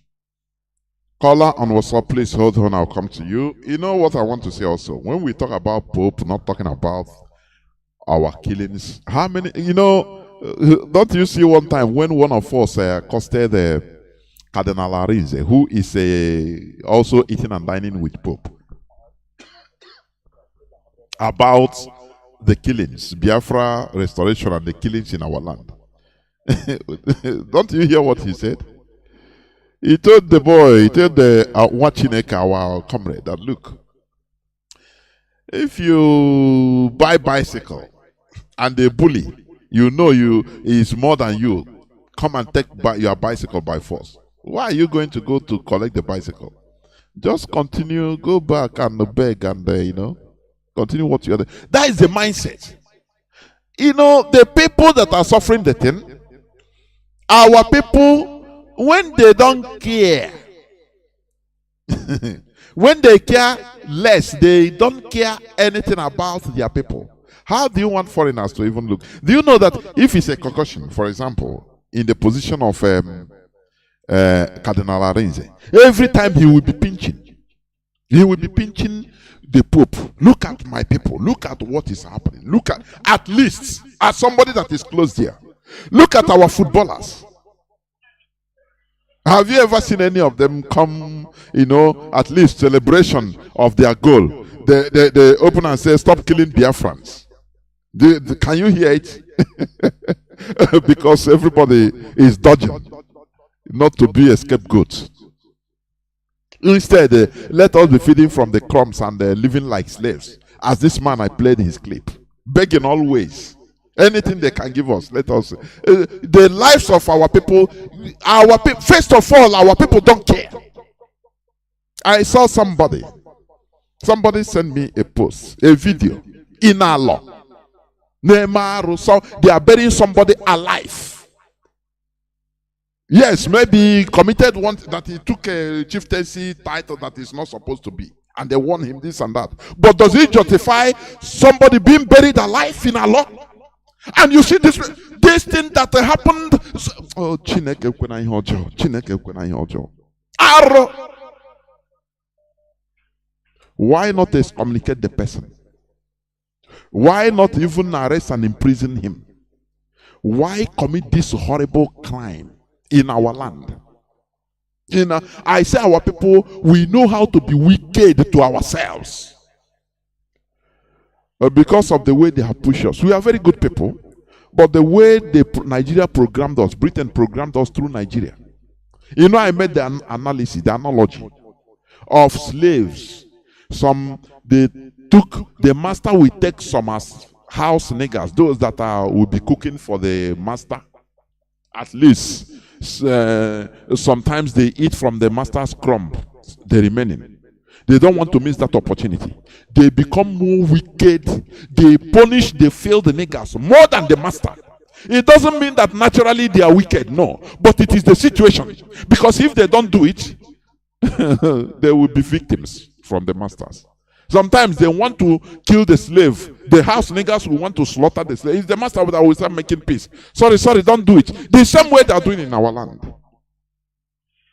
You see a group of 5 police officers, one Igbo man, is him that will be more wicked to his Igbo brother. He is not doing it out of choice, but it is the situation he finds himself. Now he will be the person to slap you. Come on, bring this money. Otherwise, I will. Now it is the Fulani now that will come, or the tribe that are there will come. No, don't hit him, please. Leave. How much you say you get? Now he will become nice to you. They are playing mind the game, so that you say, you see, it's my only brother that is killing me. No, because he's a house nigger. It is the system that made him to be acting like that. Somebody like Cardinal Arinze. Has he ever one day took the plight of our people, studied and taken it and said, look, the Catholic Church Pope, look at what my people are suffering at home? And we blame the Pope for not talking. Maybe anytime they talk it, even in their inner caucus, the sanctum, inner sanctum, it will be Cardinal Arinze that we say, no. These are urchins these are criminals that are being killed. Please don't forget about them. Don't be surprised that it is like this. Caller on WhatsApp, thank you for holding on, please. Caller on Signal, I will come to you. Caller on WhatsApp, please go on. Can you hear me? Caller on WhatsApp. There, welcome to the program. Go on, please.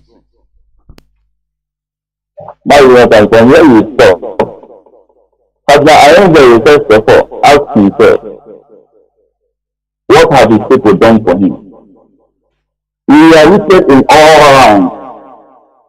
Mazi, let me correct this thing. I don't agree that we are wicked. Please. I will never agree. It is the situation. Okay, I'm sorry. I understand. Let us watch it in this context. They pushed us into fight for your individual interests. If you ever try to protect your brother, you'll be demoted or you'll be slaughtered. Just look it into that context. It's not that we are naturally wicked. Yes, go on, please. I understand. I understand what you're saying. Because why they take this thing is that this lady again, all time, she's the finance in the whole of the world, an Igbo man, very popular man, I forgot her name. When she won, Nigeria, yes, thank you. When she won, Nigeria never celebrated her. Then our gullible politicians that said that our leaders, they never mentioned, it never made any behavior on the social media at all. We did as if nothing happened. Someone that won for the whole world. Then our Igbo politicians did nothing about it. Look at where we are in the top world. We have people everywhere. But we are saying nothing about it. Mazi, I understand your topic, beautifully. These people, they put an in. They have influenced us all around, and we are the only people to liberate ourselves. It is only by collective effort. This one is just making everybody to look at it. Nobody, like we don't have left and right. Our governments are making us to feel like it is our only hope. What it comes to us to do is just to eat and die and be happy. That is all. That is all people are focusing on. We don't help ourselves in any way. Mazi, thank you for your program. Let me know what because of other colors. Normally, I don't like calling. I always like listening. That is why sometimes if you are broadcasting and people are calling before you open the line, the thing is to say is you have to only be the second person to call and tell that person something. Sometimes you just listen. For how many days you have not come on air now? I say I see something you out of my body. But you now call for people to listen, they will be calling. But I don't want everybody to call and say their opinion. Now, this issue of cow in our land, come April. Mazi, looking at the way was something that me. I not really. But what I want to say is that this coming, if because we are listening, if they come and put that April as something that is very, very terrible because You will not, if you are coming inside with a car, you not only use your trailer. The owner of that trailer will use the trailer. You will lose the driver. You will lose the cow. All of them totally might go one. People are angry. So what are anybody that does this, the person did not do it out of hatred or what? You are killing people. You are burning their houses. And you are begging for them something to do. And the thing that you don't want, you want to do it by force. People are angry. It's not that anybody is doing it specially. People are angry. When you see my brother, you don't know what I can do for you. You don't see my brother and expect me to be happy. You don't know my house and expect me to be happy. You don't see my people and expect me to be happy. Because things are happening from anybody. Somebody can just, the president, the wife, the reason why the government might injure them. For them to show that thing to them. It's for them to go something like in the church or in the political people are gathering and bomb themselves. That is the only way they will be satisfied when you injure people. Thank you, my brother. Thank you. There were.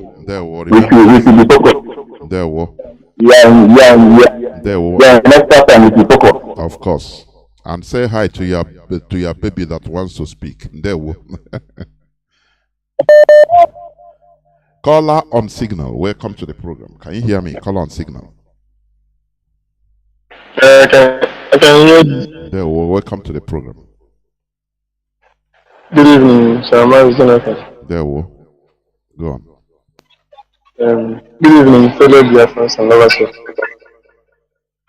I want to say may the Lord Almighty Chabiama. The program. Good evening, sir. Mazi Johnathan. There were. Go on. Good evening, fellow Biafrans and lovers of Africa. I want to say may the Lord Almighty Chabiama. The program. Good evening, sir. Mazi Johnathan. There were. Go on. Good evening, fellow Biafrans and lovers of Africa. I want to say may the Lord Almighty Chabiama.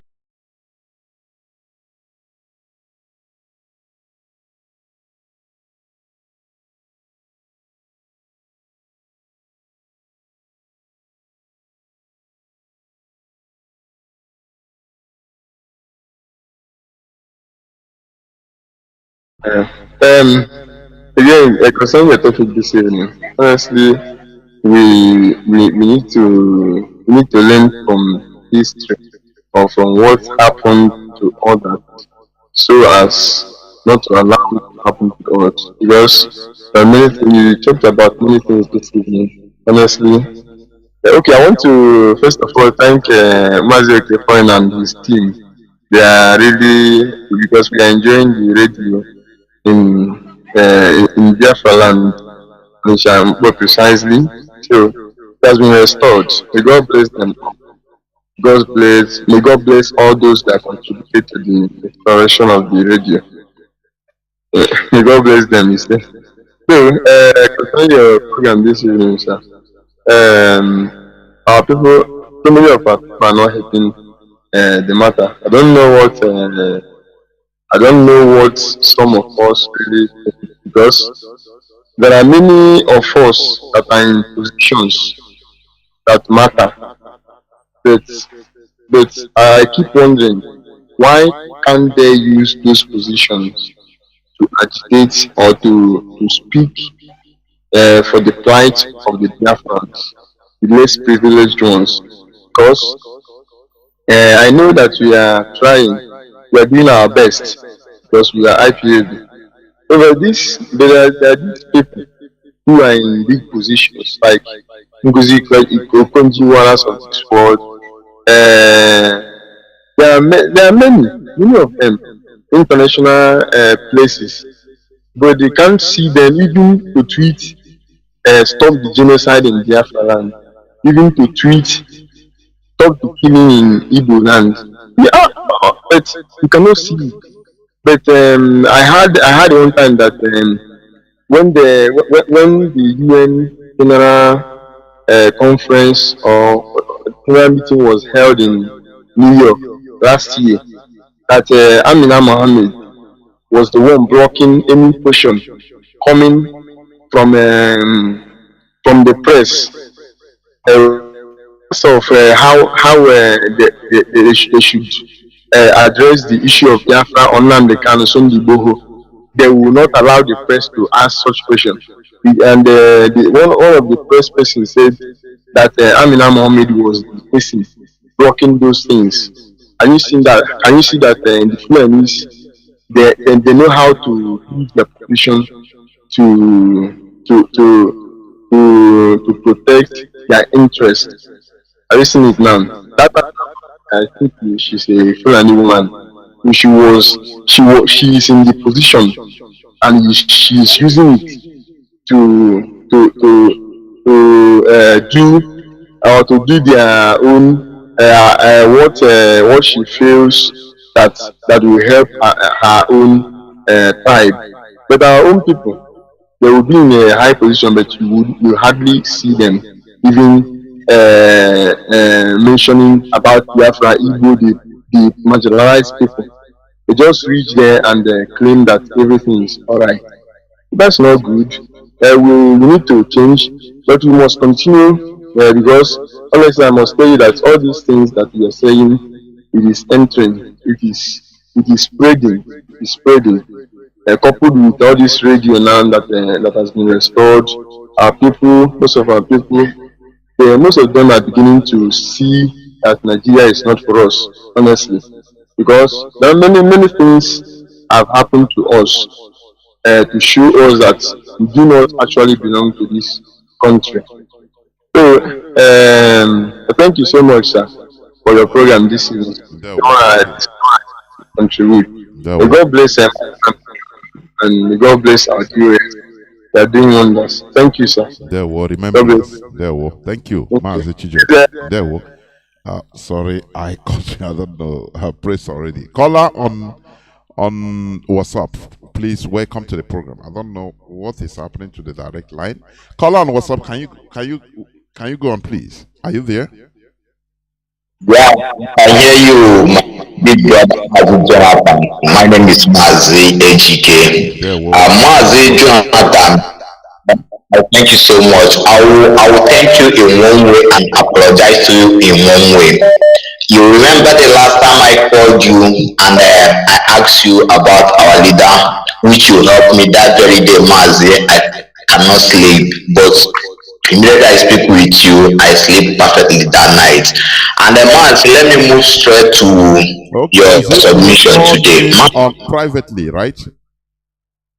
Yeah. Go on, I remember. Go on. God bless you.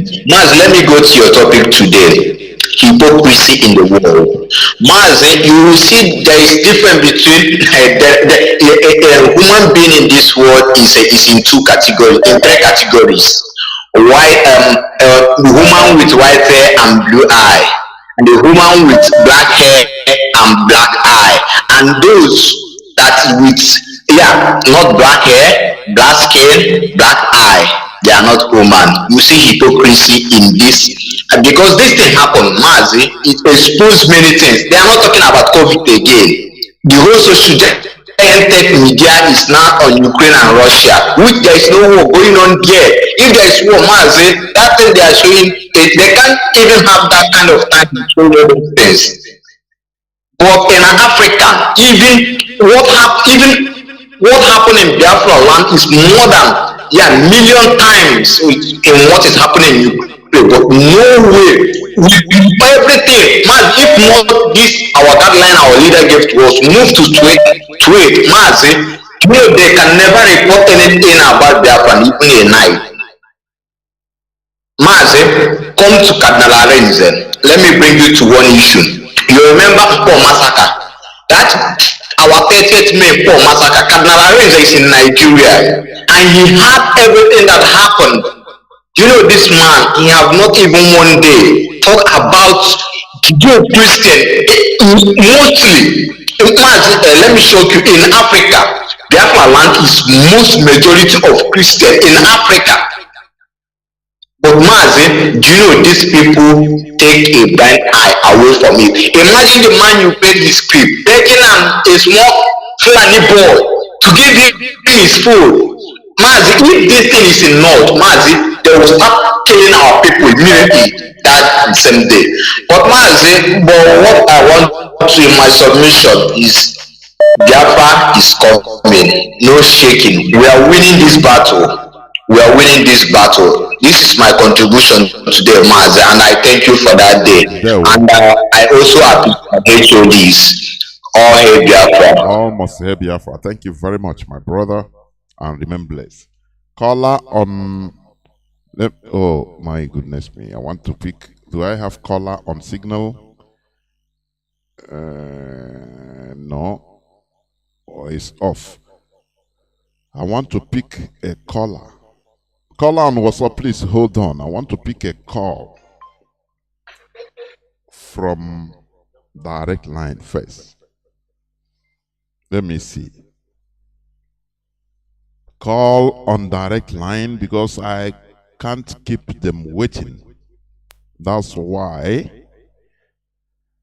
No, they will not call now. I don't really understand. When somebody starts speaking, calls will be flowing in. Okay, let me see. Caller on direct line, can you hear me?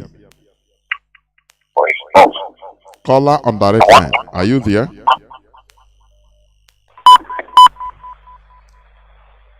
Caller on direct line, can you hear me? Please go on. Yes, I can hear you. Good evening, sir. Welcome to the program. Go on, please. Good evening, sir. Mazi, welcome to the program. Please go on, go on, go on. Good evening, sir. Good evening, sir. Good evening to you, Mazi. Go on. Welcome to the program. Go on. Thank you, sir. I'm Chidebere calling from Akwa State. Go on. Go on. Go on. Go on. We'll go on. Don't allow. I will not be responding to you. Please go on. Time is ticking. Go on. Do you see? Oh, some of them are first-time callers. I don't know. If you are hearing my voice, once you call, I say go on. Start speaking, please. Caller on WhatsApp, please go on. Can you hear me? Yeah, I'm hearing you perfectly. Please go. Are you hearing me? The world is hearing you, not only me. Please go on. Okay. Thank you very much, Mazi Johnathan. May God bless you. First of all, my name is Mazi Onoa Ole, and I'm calling from Lome, Togo. So I was following your exposition today. I want to tell you that your message is very, very interesting to everybody. For me, what I have learned from what is happening presently now, I have learned a lot. I'm not a graduate, but God gave me a head to reason through Nnamdi Kanu. He has opened our eyes to reason very well. I've learned that the Westerner has channeled everything to destroy Africa. Because this current issue that is happening, because the Westerner was in the side of Ukraine, they are doing all sorts of propaganda, even messages that they are giving, everything they are doing, everything in order to label Russia a bad people. Do you know there are news that are circulating on social media now? They are displaying a corpse that they want to go and bury. Unfortunately to them, one of them that was lying as if he has died suddenly opened the blanket that they used to cover him. It is on social media now, which is to say they are displaying all those things in order to call Russia bad people. So this is the work of the Westerner in order to tag Russia as the bad people. That is number one. And another thing that I have learned in this incident that has happened, I have learned that even the Westerner, they are fighting for the future of their children, the future generation, in order to capture other people so that they will be in their pockets. And also, Russia also, they are not only fighting for these present people now, they are fighting for their future children. Because if the Westerners succeed in allowing Ukraine to join NATO, and they finally build their military base in there, they will monitor Russia for life, and their future generation is going to suffer it. So Russia are fighting a just cause in order to us, you know the analysis. We are not here to say who is right or who is wrong. This is not our mission here. Okay. Please. We are Okay. it to what our own sin, our own restoration. That is the only thing that matters for us, because this world is about interest. So we have to put it to our own interest. You analyze from now to tomorrow who is right and who is wrong. It doesn't make any difference, please. It's okay. Thank you. The reason why I just touched this thing that I touched now is exactly what they are doing to us. They are killing us. They are not talking about it. Even Nigerian media are twisting it, making it to look like we are the evil ones. That is exactly what I have learned, what is happening presently. So I want our people to know very well that we will hold our destiny by our own hand. If we are waiting for anybody, we will wait forever. Because these people, they are not going to stand for us. They will always stand against us because we are feeding them. They will not purposely allow themselves to stop eating where they are eating. That is just what I want to add this evening. Thank you very much. May God bless you. Remain blessed too. Thank you very much, my brother. We must go on. Our destiny is in our own hands. That's it. We do our own thing for our own interests. We fight our way through. That is how it is. Fight your way through to greatness. That's it. Because no person can do it for you. No person can do it for us except ourselves. If we didn't fight this occupation in our land, in the next 100 years, do you know what? If our future generations are telling it, why we are suffering today is because our forefathers, they were there, and if they complain to even foreigners, to white people that time, they will blame us. They will say, but why didn't you people fight? Why didn't you people take your destiny by your hands? Don't you see how other people were fighting? Don't you see it? All you know is crying and complaining. No, fight, and that is what we are doing.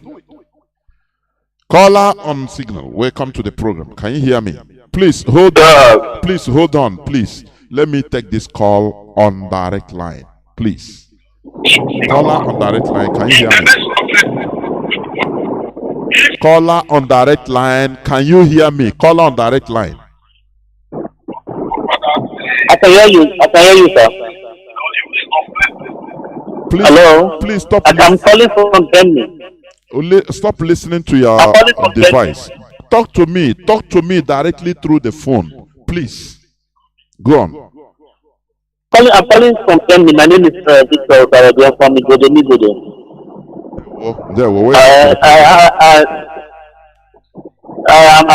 I'm a constant listener to your program. I always listen to you every evening. So I've been looking forward to this program, and I want to contribute my my part. And this topic that you brought on this thing is a very interesting topic.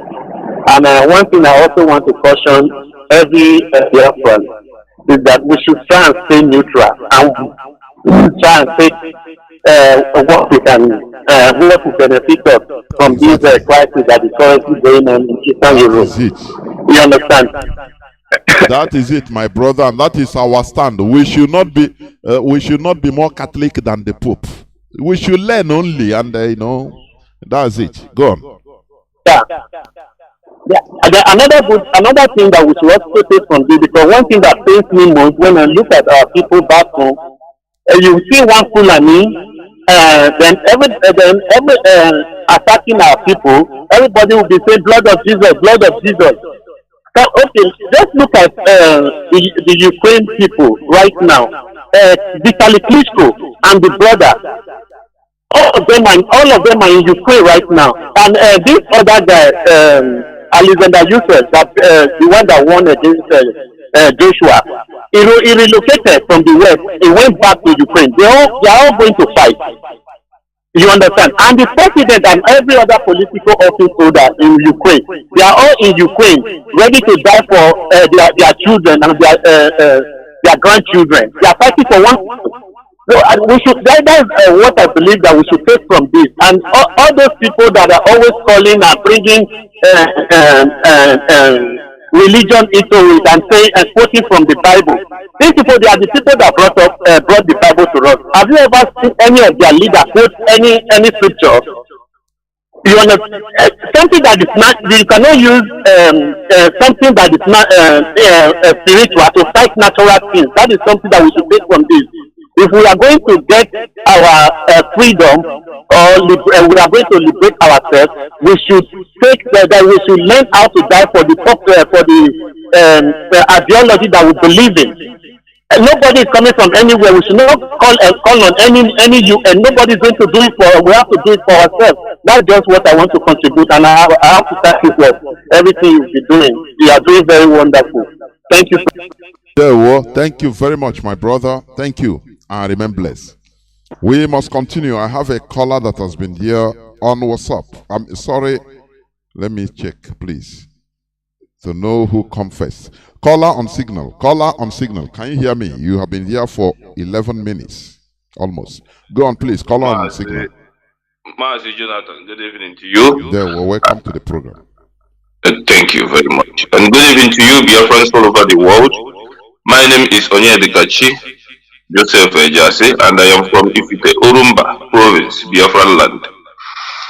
Mazi, I want to reply to one of our brothers, who called, who was asking why is it that our prominent Biafrans are not speaking out for this our restoration. I will answer you, my brother, that called, that this bribery of thing is not only Nigeria that bribe. International community, they bribe our own people too. They do bribe our own people for not to speak out what is happening in their land. That is one. And then the second is, when you go into online now, you will be seeing our people tweeting Ukraine, Russia, forgetting about what is happening in their land. What is happening in our land? The people that if you count the people that are dying every blessed day in our land, Biafra land, every blessed day that the Zulu military are killing in our land. What in these 5 days or 6 days of Russia-Ukraine war, you never reach quarter. Of course. You never reach quarter. You see? You never reach. We now forget our struggle, what is happening in our land, that we don't have any world media that is covering our place, that we have to fight this fight by ourselves, by tweeting and writing and posting what is happening in our land. We forget it and be talking about Ukraine and Russia. My brother, may God punish anybody that will ever inbox me and ask me, how did you see this Ukraine and Russia? God will punish your generation. I lay curse on you. Mazi, what I learned in this Ukraine and Russia is that it is time for us to defend our land. We have our borders. We know where these intruders, these terrorists, where they will come in from. When we block it, we will mount our anti-aircraft surveillance that will take down anything that flies into Biafra land. That is Biafra. We will get it. We will fight it by ourselves. We won't wait for anybody.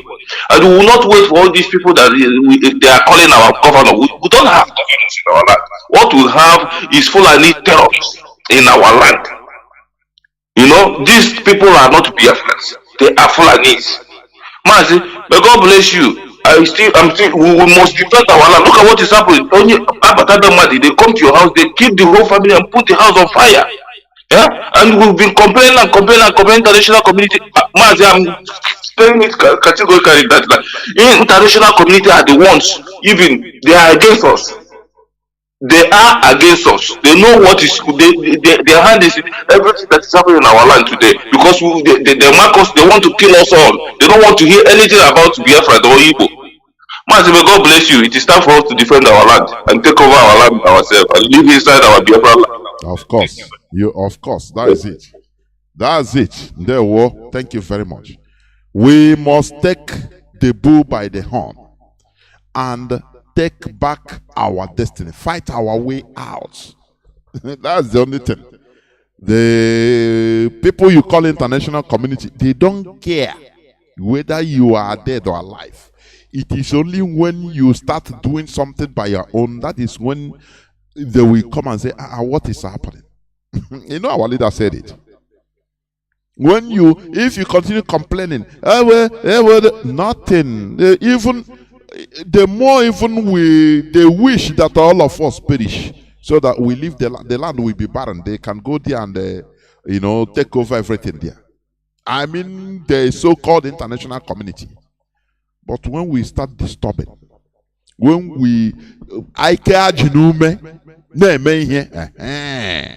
that is when they'll say, oh boy, waiting they happen. They'll ask questions. Caller on WhatsApp, welcome to the program. Can you hear me? Yes, I can hear you. Brother Johnathan, can you hear me, sir? The whole world is hearing you. Please go on. Okay, sir. Brother Johnathan, we do school Kabia Madrid, Brother Jishika. Jishika, what to Zakaishala. But they must also no Koruku Koribe, on your the Quaranakodera. Biafrans all over the world. Koruku Koribe, on your the Kwarakodrela. I will be Biafrans. And we must understand that this project, let's in Biafrans, I wouldn't have one father, nor have bishop, nor have two. Listen, then the Johnathan said, for you to try to live in peace by all costs, it's for you to enslave yourself forever. We are not the same thing with Fulani. Biafrans, the God that created heaven and earth and God. We are the children of the Most High. I don't want to share hang on. Then Jonathan, sorry. Then Jonathan, everybody want to stand me broke. Then Jonathan, I could not see no Shakujira and then Jonathan. We don't put it in more being it is either Biafra or everything. Then Jonathan, do we have any other place to live on this earth? Then Jonathan. Romans chapter 15. Romans chapter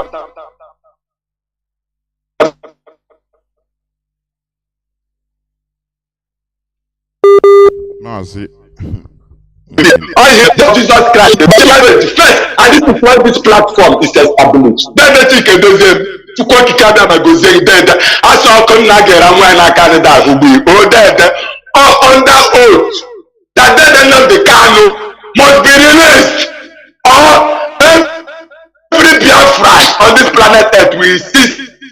The Kanu is our life. Biafra coming is the Kanu coming out. If the world don't want it, let them go to bless. Jonathan, is it our business? They are fighting in Ukraine. Are they not killing us here? Are they not killing us here? And they are making sure that we suffer more than Job, and we have the best bishop everywhere. We have the best. God, look at our governors, and they are seeing the danger coming. The mob I'm Jacka, Igbo, Biafra, Jacka, will just Ghana, Kenya, kidnap for Jonathan. If you scratch on the border of Nnamdi, which we are under oath to live in our land, a scratch on the border of no Fulani on this planet Earth will exist. It is not a threat, there is a promise. For them back. Yeah, so we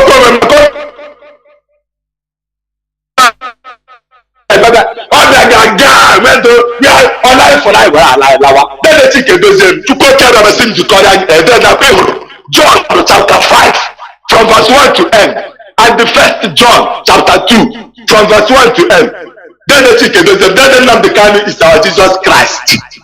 And the day that Nnamdi Kanu is coming back to return everybody back to your roots. Onye na-eze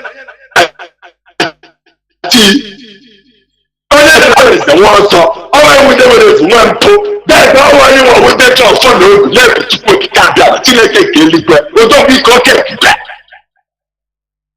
elu ụwa ọwara ọya nwe ọbụrụ onye ọzọ nwere dede Jonathan abịa nchukwu ofe ebe alakwa dede ofisa they can hate us to make they can call us whisker we are the second to miscreant dede Jonathan is the word miscreant no one can happen miscreant and the dede pay miscreant and then they come on and make Mazi, please. Okay,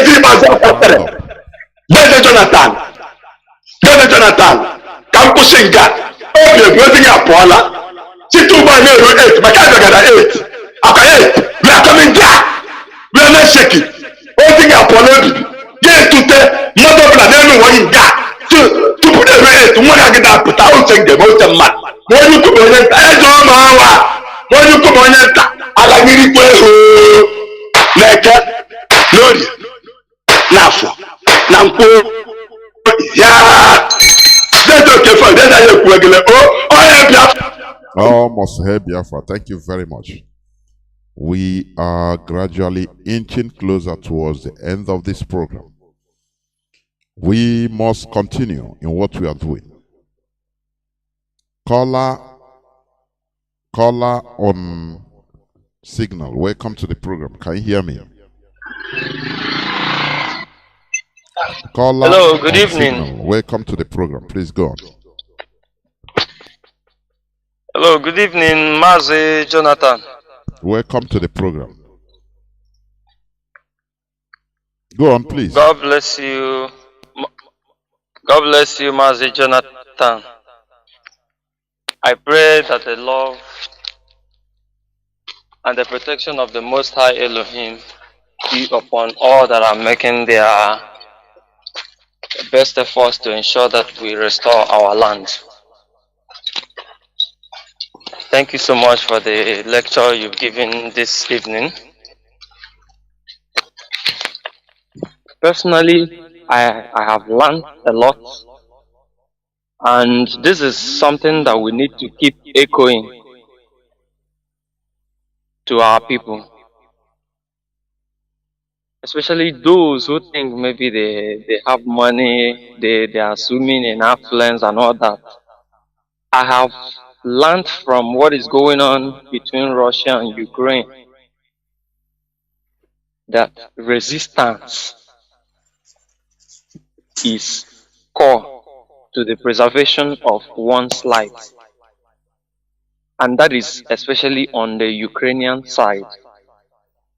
I'm not here to side any party, be it Russia or whatever, but I am trying to relay what I've been able to learn from the said incident. Our people need to wake up. Like the very video you played, the tape you played this evening.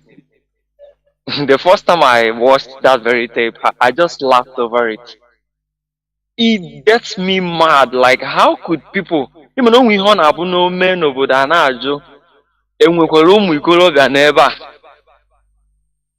like, do we have youth in this particular place? There's something that will happen. One would ask such question. You don't try it here. The last time they tried it here, of course, they saw it. We are very hospitable people. We welcome you. Do your business in peace, and everybody will be happy. But not you coming to our place, encroaching and trespassing on our land with nobody questioning you, and even at the same time you are killing us and destroying our crops, and you expect us to be peaceful.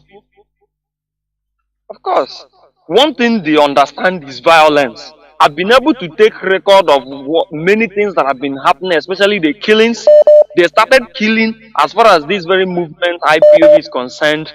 The killing started on the 30th of August 2014 at Head Bridge, via Asaba.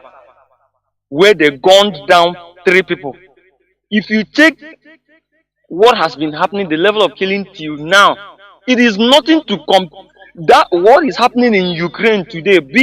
Even if you have to sum it all, both on the Russian and the Ukrainian side, it cannot even be up to 30% of what has happened in this very place.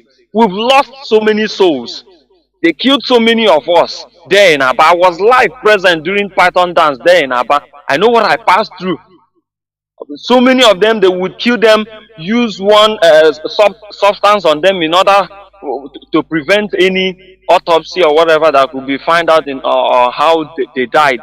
They would put them, pack them, and before you see it early in the morning, you see corpse at Borough Pit in Aba. How long would we continue? There was something that our leader said, which I so much hold so dearly. He said, "Do you know how many, like where he has gone for the sake of Biafra, how many places he has complained about the killings, even in The Hague, the Netherlands, and the rest of them?" So at a point he said, since they are silent, it simply means if you don't know what to do, stop disturbing us. That is what our people need to know. And for the structures that are being put in place by our leader, especially the DOS, I want them to do the needful. I want them to do the needful. Having known that these people are, what we only ask for is referendum. You know, tomorrow they will call us anti-democracy agents. Because like you rightly pointed out, all they think about is election 2023. They think democracy is just all about regime change. So we will have to prepare ourselves, whatever it will take for us to take our destinies into our own hands. Let the DOS make it available. As for the men ready to bear it as a burden on ground, we are many in number. They know that. So that's much I can say. I'm very much upset with. In fact, each time I set my eyes on any Nigerian police or whatever force, I get so annoyed because it just flashes. Once I see that gun in their hand, it reminds me of what I passed through in Aba. They are talking and this, that. Do they know that they were the ones that created this very thing? What would it have taken the Nigerian government to just call for dialogue from the outset of these whole things and allow us exercise our right to referendum, just like the British did? The British is saying that they will be coming to Nigeria, giving them advisories and all that, but there is no problem. All I'm saying is let our people prepare, especially the DOS. All that are interested, that really have this as a burden in them, all the hardcores, let us get ourselves prepared and do the needful. Thank you so much. There will remain blessed. We must continue. I will pick the last caller, I think. Caller on WhatsApp, you are the last caller. Please go on. Welcome to the program. Yes, Mazi Johnathan. Good evening. God bless you. And you too. I'm still remember your brother Ogugwamakwa from Oba. Mazi Johnathan, you know what you are fighting for, what IPOB is fighting.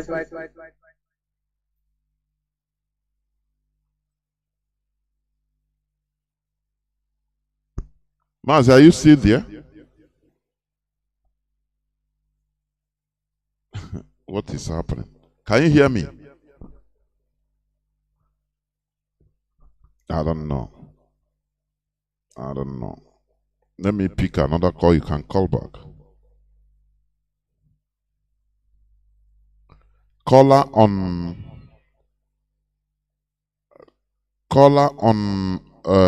signal, please. Welcome to the program. Can you hear me? Mazi Johnathan. There, well, welcome to the program.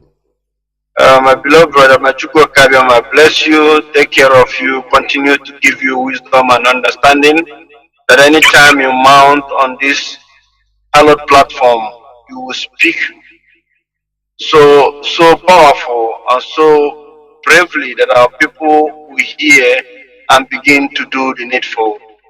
I'll also use this opportunity to send my beloved greeting to my leader Mazi Kanu, the man who has made us who we are today, the man who is still suffering for my sake and the sake of my generation in the hands of the Nigerian government in the quarter of DSS.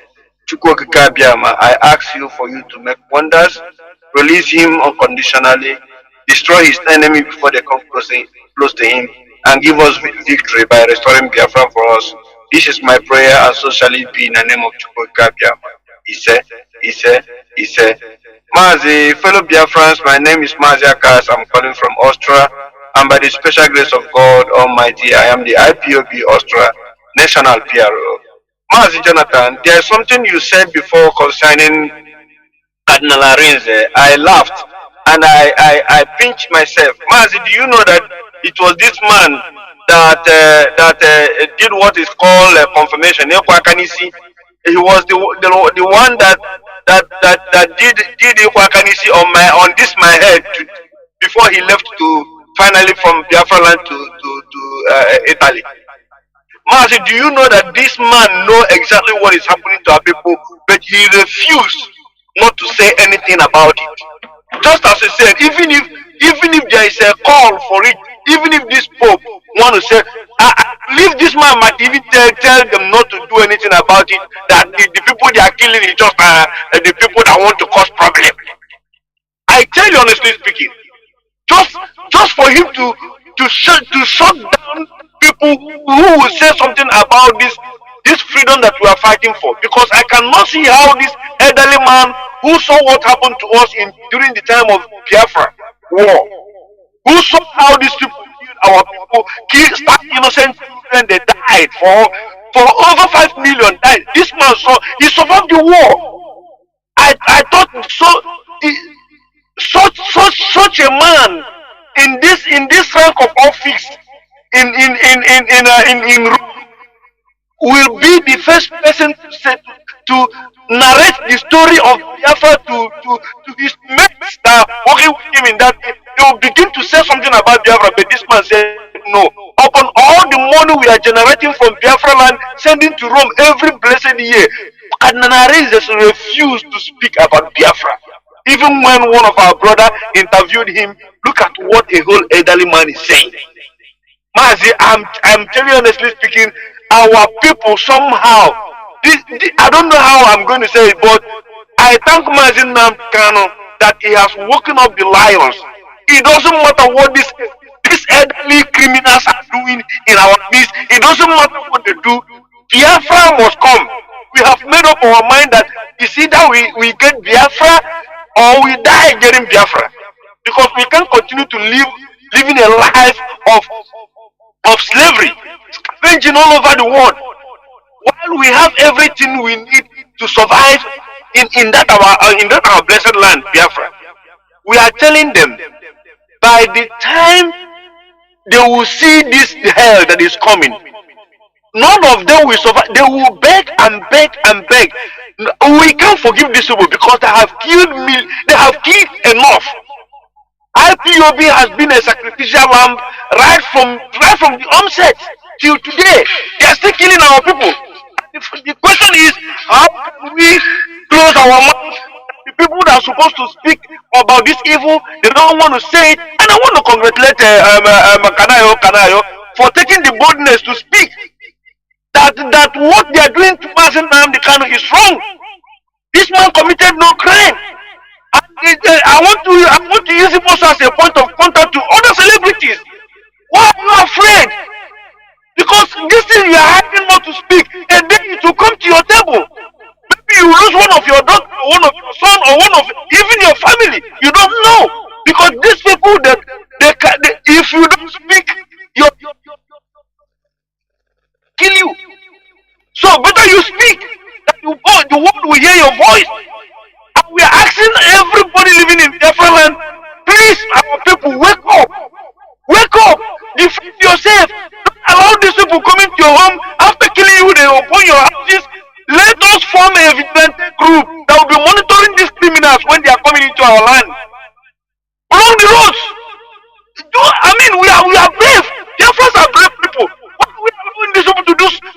once. At the end of the day, the same road they're walking, they will still draft at the same road and walk away.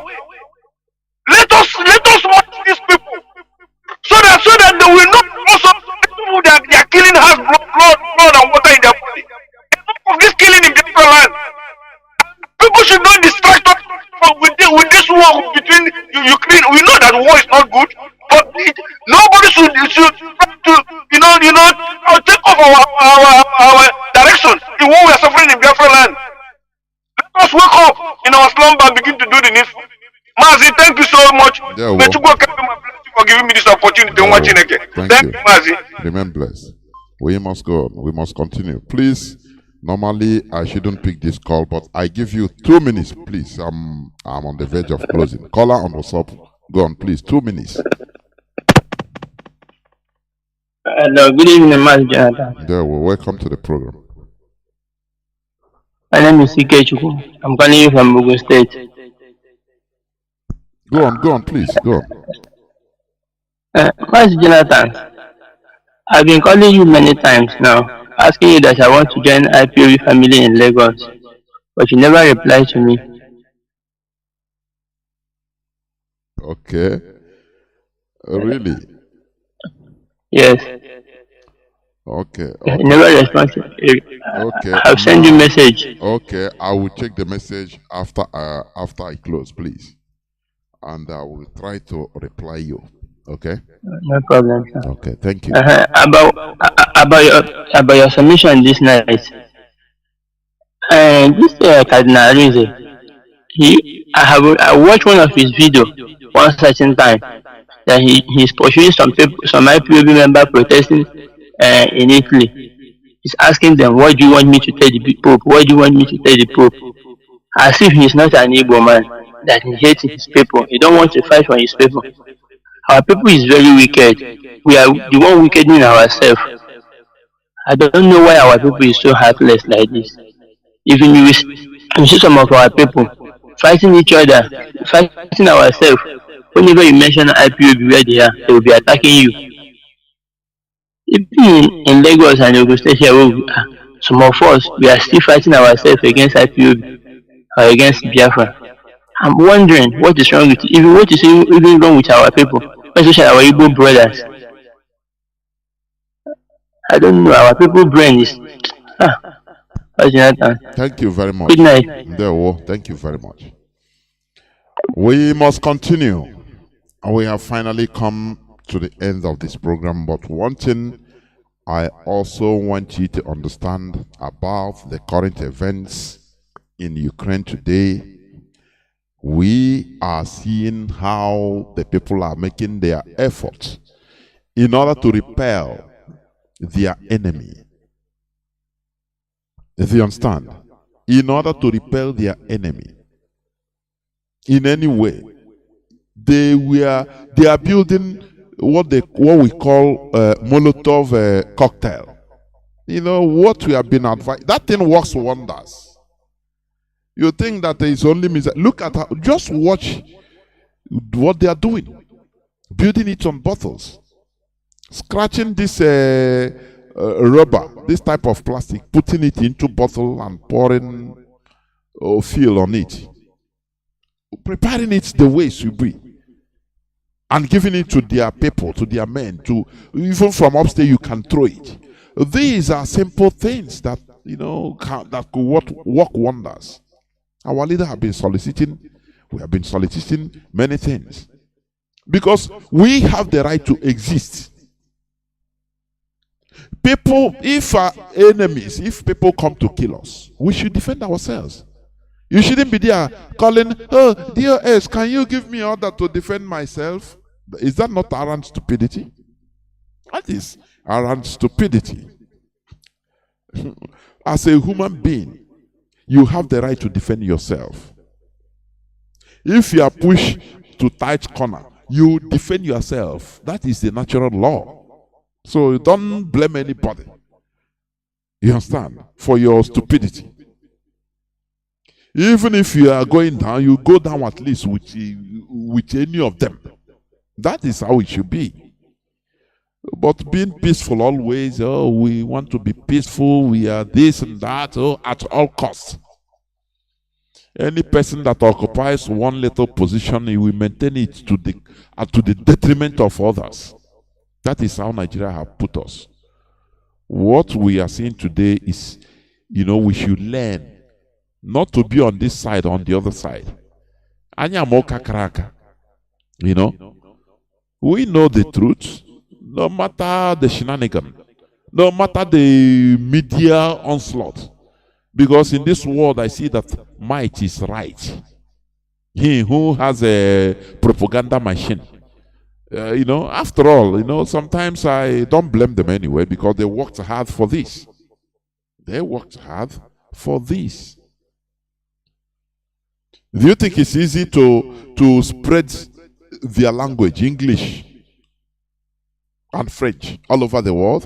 Do you think it's easy? They worked hard for it. Today, I'm speaking English. Today, we are communicating through English, which is not our language. The same way, you could as well spread your own Igbo language to the world. But it's a gigantic work. When they were suffering and dying for it, maybe some people were thinking that they are insane. They don't know anything. But today, their generations are reaping the benefit. When they were traveling all over the world by steamship, by even sail ship, sail, using breeze, many were perishing. Some people were saying, oh boy, these people are insane. But today, they are reaping the benefit. That is why they are powerful. We should fight our own fight. Because if we fail to fight our own fight, the future generations they will blame us. They will spit on our graves the same way we are blaming our predecessors, like Nnamdi. Because he was not smart enough to see the future. Do you understand? That is it. When you can be able to analyze, make accurate analysis of the future, and defend your own people. Our so-called politicians are sacrificing us at the altar of Nigeria. Whereas the caliphate, the Fulanis, they don't give a damn about Nigeria. When it comes to tribe, they defend their tribe, call it Kuru, their tribe. I have a clip here, although there is no time for me to play it. Many of us have seen it.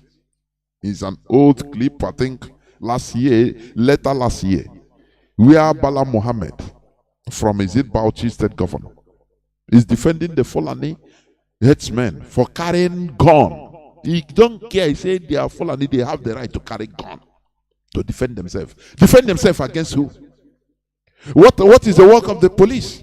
But we have no right to defend ourselves. Oh, we are bad people. Just kill them. Nigeria doesn't make any sense. I'm telling you honestly. I say, okay, the right statement should be our people in Nigeria, our politicians in Nigeria doesn't make any sense. They don't make any sense at all. They are making the same mistake as Azikiwe. That is why I continue demonizing Azikiwe, so that no person should take example of him because he committed a blunder against us. We are suffering today. Do you understand? That's why we should rise up. Our future is in our hands, the people. We are the people. We are the owners of the land. We are suffering it in order to gain it. If you don't lose your life, you will not gain it. That is a wise saying from Christ. Those who lose their life will gain it. That is it. If you continue protecting our lives, but we are dying. Oh, we want peace, we want peace. And the enemies are coming. The caliphates, they are coming. They are coming. Oh, we want peace, make peace with them. They stay. They conquer you, you live at peace, but as a slave. That is not what we are ready to continue. It is either Biafra or Biafra. Do you understand? So, the earlier we make our mind build this psyche, the better for us. No person is coming to your head until they see, you know what these people, what the West want, they are looking at. If freedom is so dear to you, fight for it. Sacrifice for it. They are watching. When you do and say, no, I beg. Nah, if like this, I don't tire. They know you are not serious. Are we better than people that fought for 39 years, the South Sudanese? Are we better than them?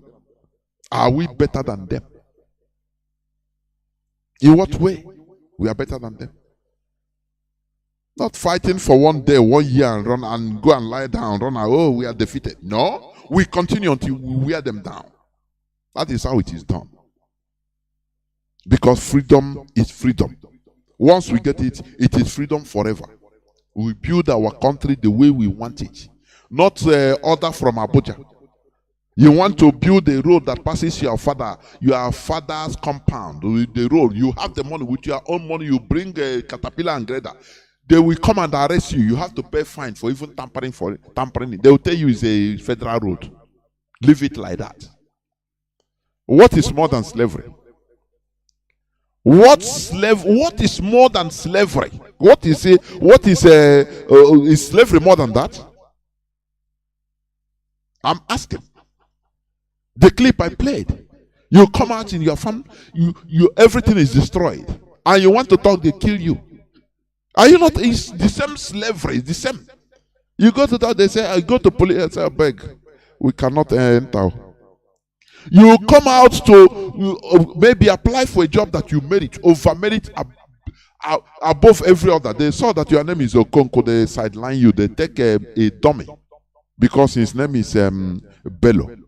Hassan Bello. And they took him. What will you do? You go, who are you going to complain to? They tell you, boy, go and sit down. Igbo man. And the bitterness will be in you. The only person or the only place you can vent it out is against your people, against your own brother. What type of slavery is that? It is a high time we take the bull by the horn. This is where I'm going to stop. Thank you for listening. Tomorrow is another day. Biafra is our religion. It is not that name, another name. No, it's our religion. If you have any other religion more than Biafra, know that you have not started. Do you understand me? Know that you have not started. Biafra is our ideology. Therefore, we continue in our quest, our fight for liberation, for freedom. Because freedom is not cheap. Freedom is not free. We take our freedom by force. Thank you for listening. Those that I couldn't pick their calls, is not voluntary. Tomorrow is another day. From me, from here, please. It is good evening.